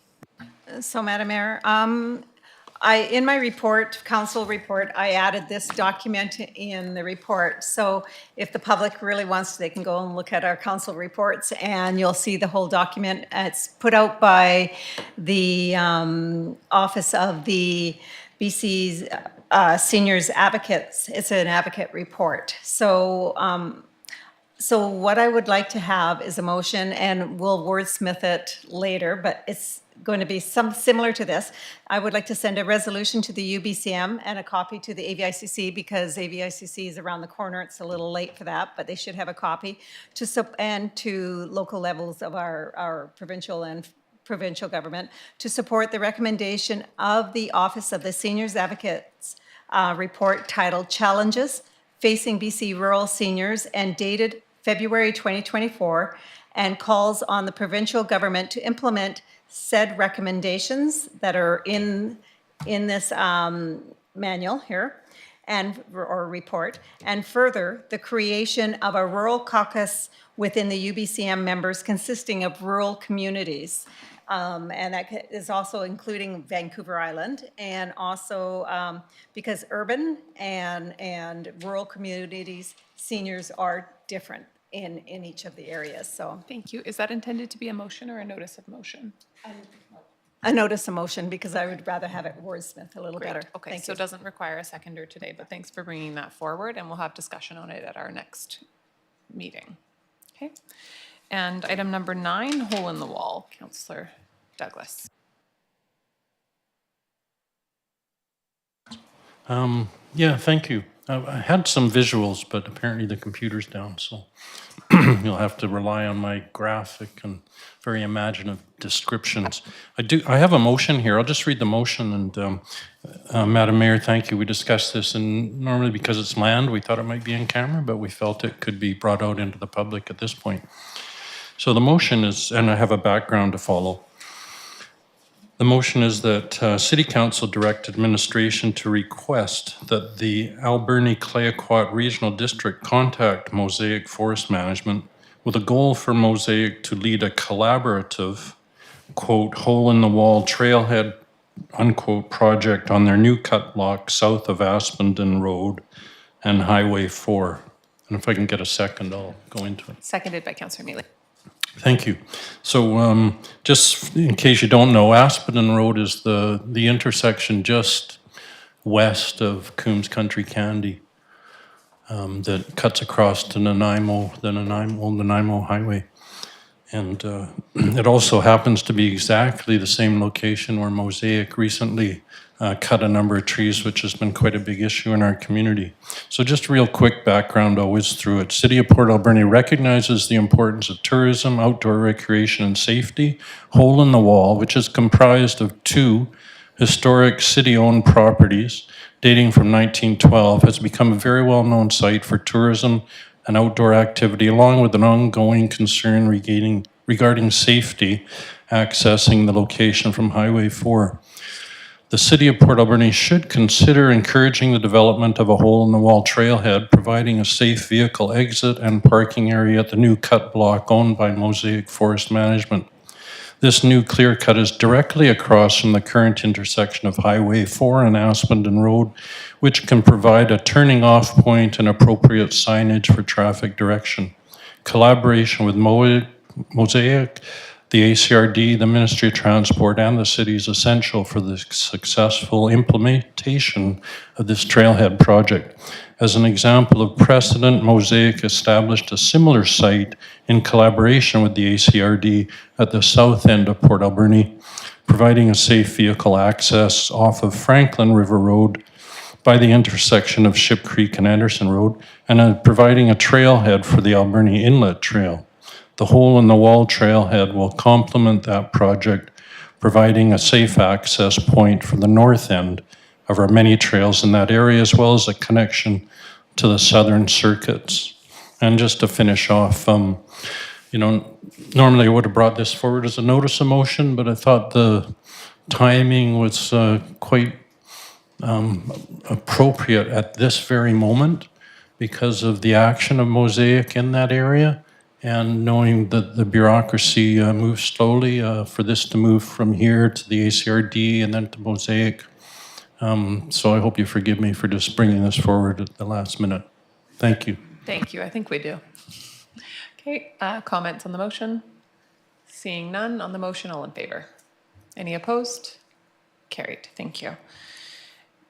And question period. This is an opportunity for members of the public to ask questions of council on decisions or recommendations made during the course of the meeting. Up to 3 questions will be permitted per speaker. And for those who are participating electronically, we ask that you use the raise your hand feature, and I'll call on you in the order in which your hands appear. Would any members of the public like to ask questions? Mr. Smith.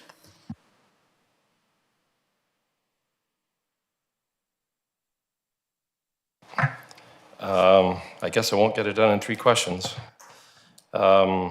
which is unfortunate because we have very little time publicly to interact with council, so. Well, we do sometimes give extra questions. Okay. So this first one is actually for the Director of Development Services, Mr. Smith. I'm just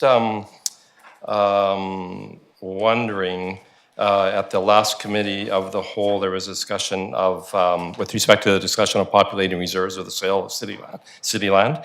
15th and Melrose was identified, but I'm wondering where the smaller piece of a larger piece of land on 10th Avenue that was mentioned, where is that exactly? Yeah, it's a small portion of an area that's kind of a bit of a park area on 11th Avenue and 10th Avenue Park, next to the old SD 70, was it The current hospice site. So there's a bit of a wedge piece there that was, and a request for proposals was put out, and council considered various proposals, and we've kind of been working on that. It's been a little while, but that's the piece that I was referring to. Okay. And then probably it's going to be the Director of Finance, but it was mentioned that, Madam Mayor, at the Committee of the Whole meeting, that there was money coming from the sales of these parcels of land. And the Director of Finance had said that that money was already allocated to the SOMAS project. But I note that in November last year, there were 2 motions to amend the financial plan.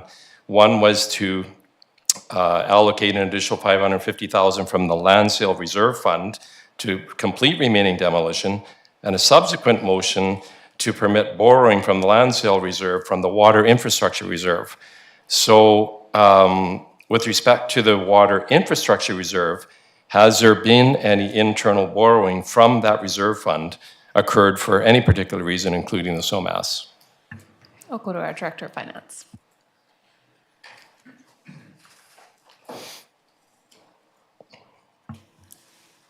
Madam Mayor, at this time, there hasn't been any internal borrowing. We have funding that we've used for salvage and our grant funding that we've sourced from the province.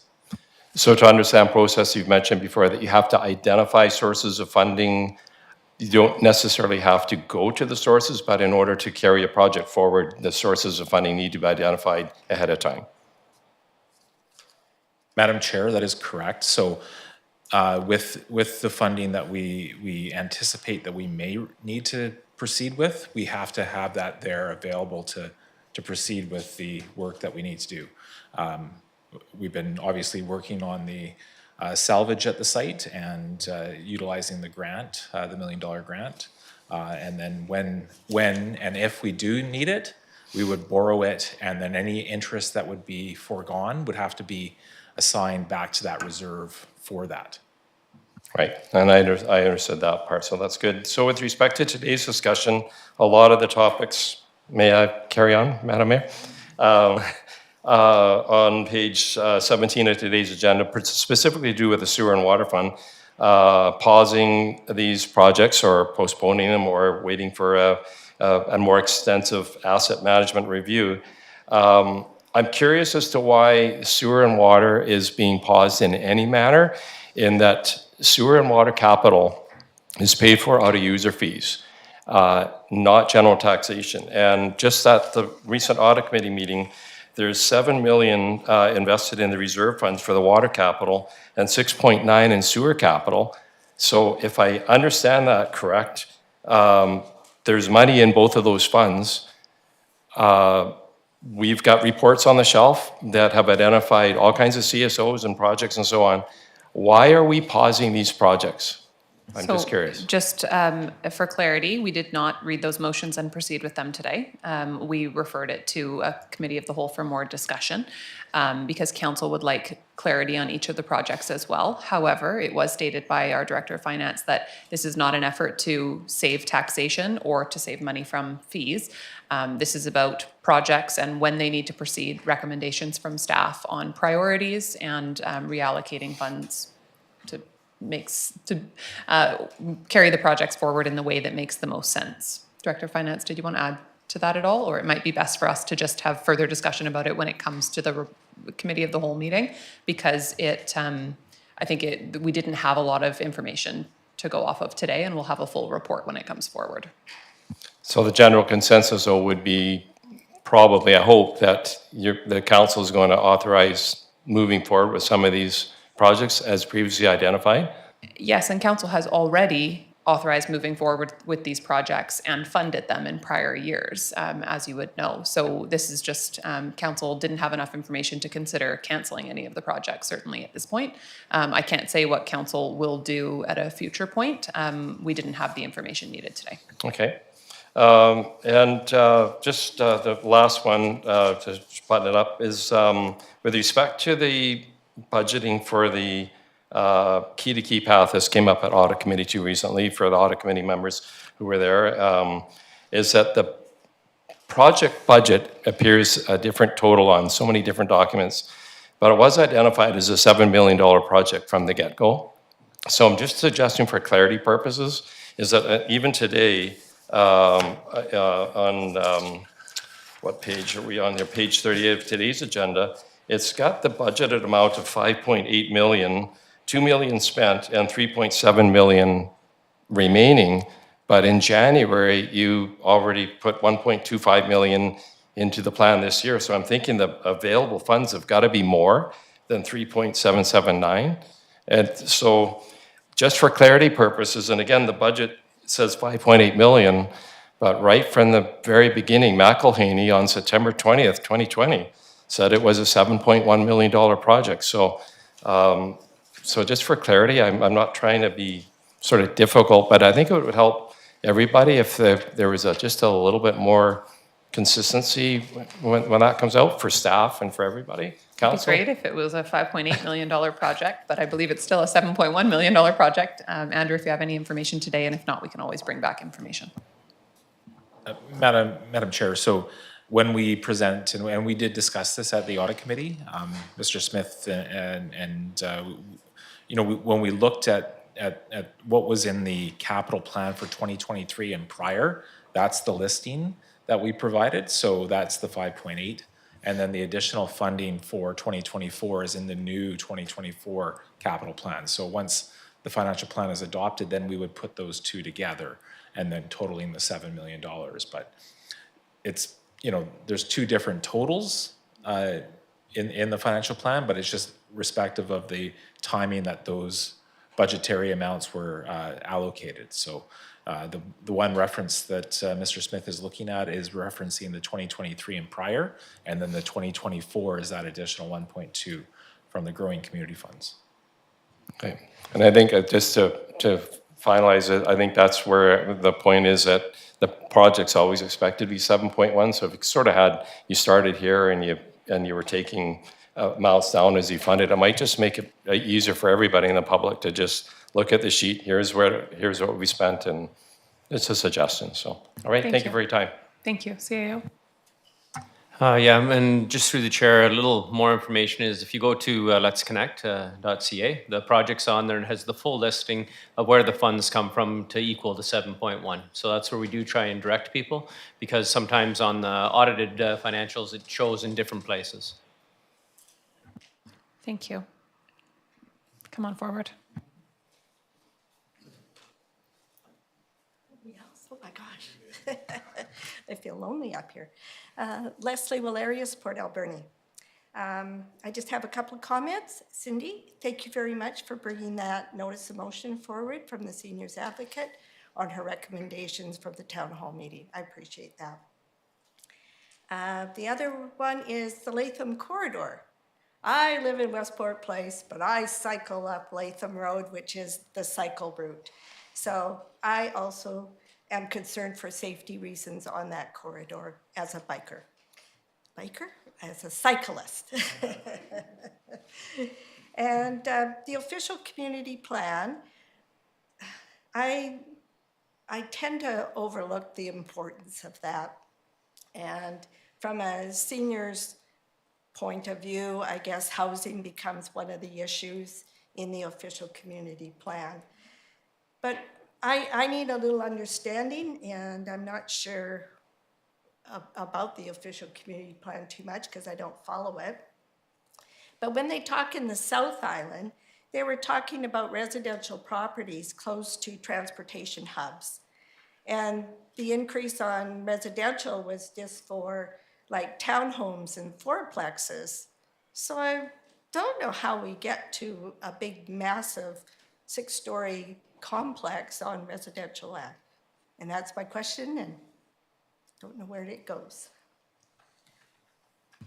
I'll go to our Director of Development Services. I'm not completely clear on the question.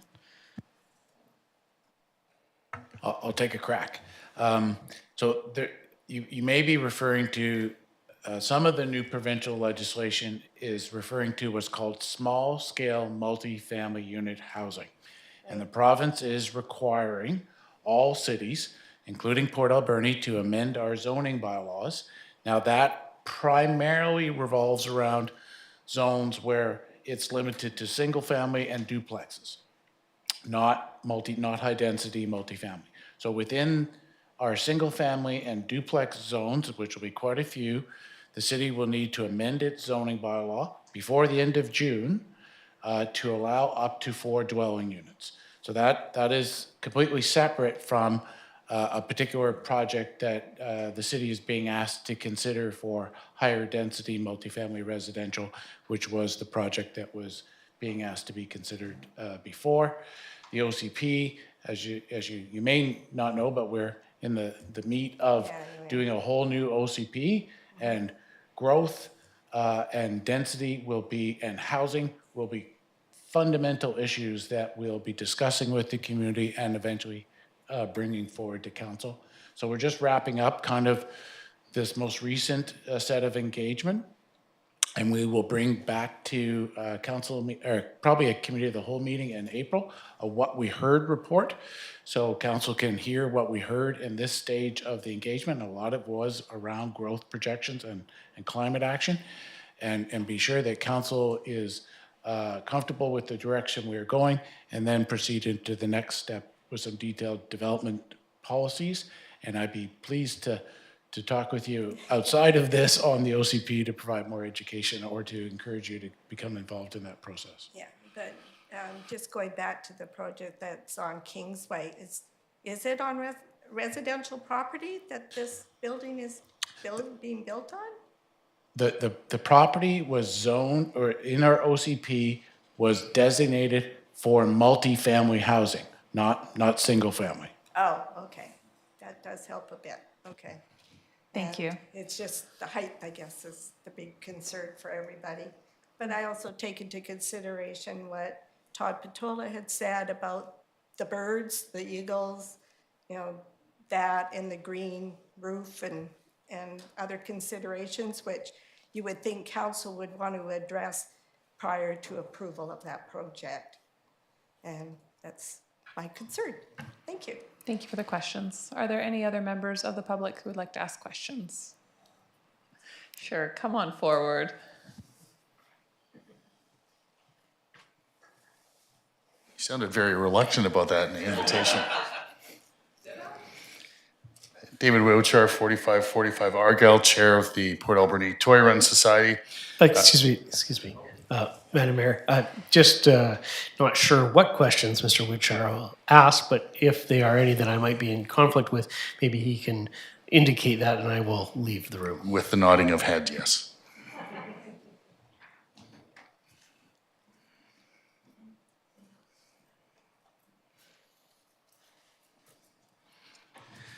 So for the benefit of the 30-plus Port Alberni Toy Run Society members who came out tonight and the many others who are watching at home, can you please describe what happens now with the motion, and I quote, "The council directs staff to contact toy run organizers to indicate that the first night events in 2024 and beyond will be city-led, and that the toy run is welcome to run their own activities within the criteria outlined in the event-driven category."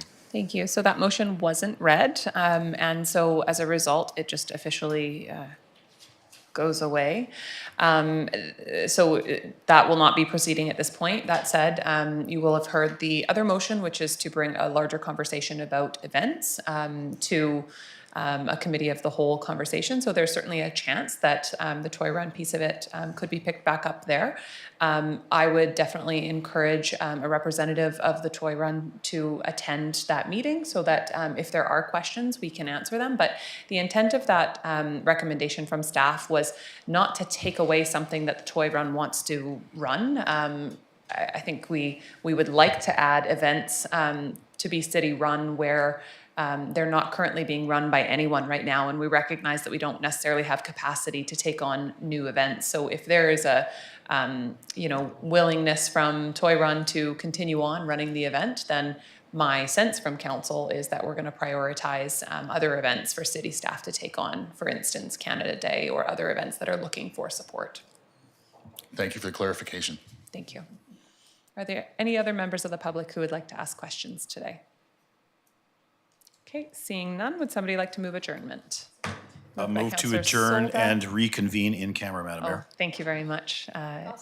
Seconded by Councillor, sorry, motion made by Councillor Mealy, seconded by Councillor Solda. On the motion, all in favor? Carried.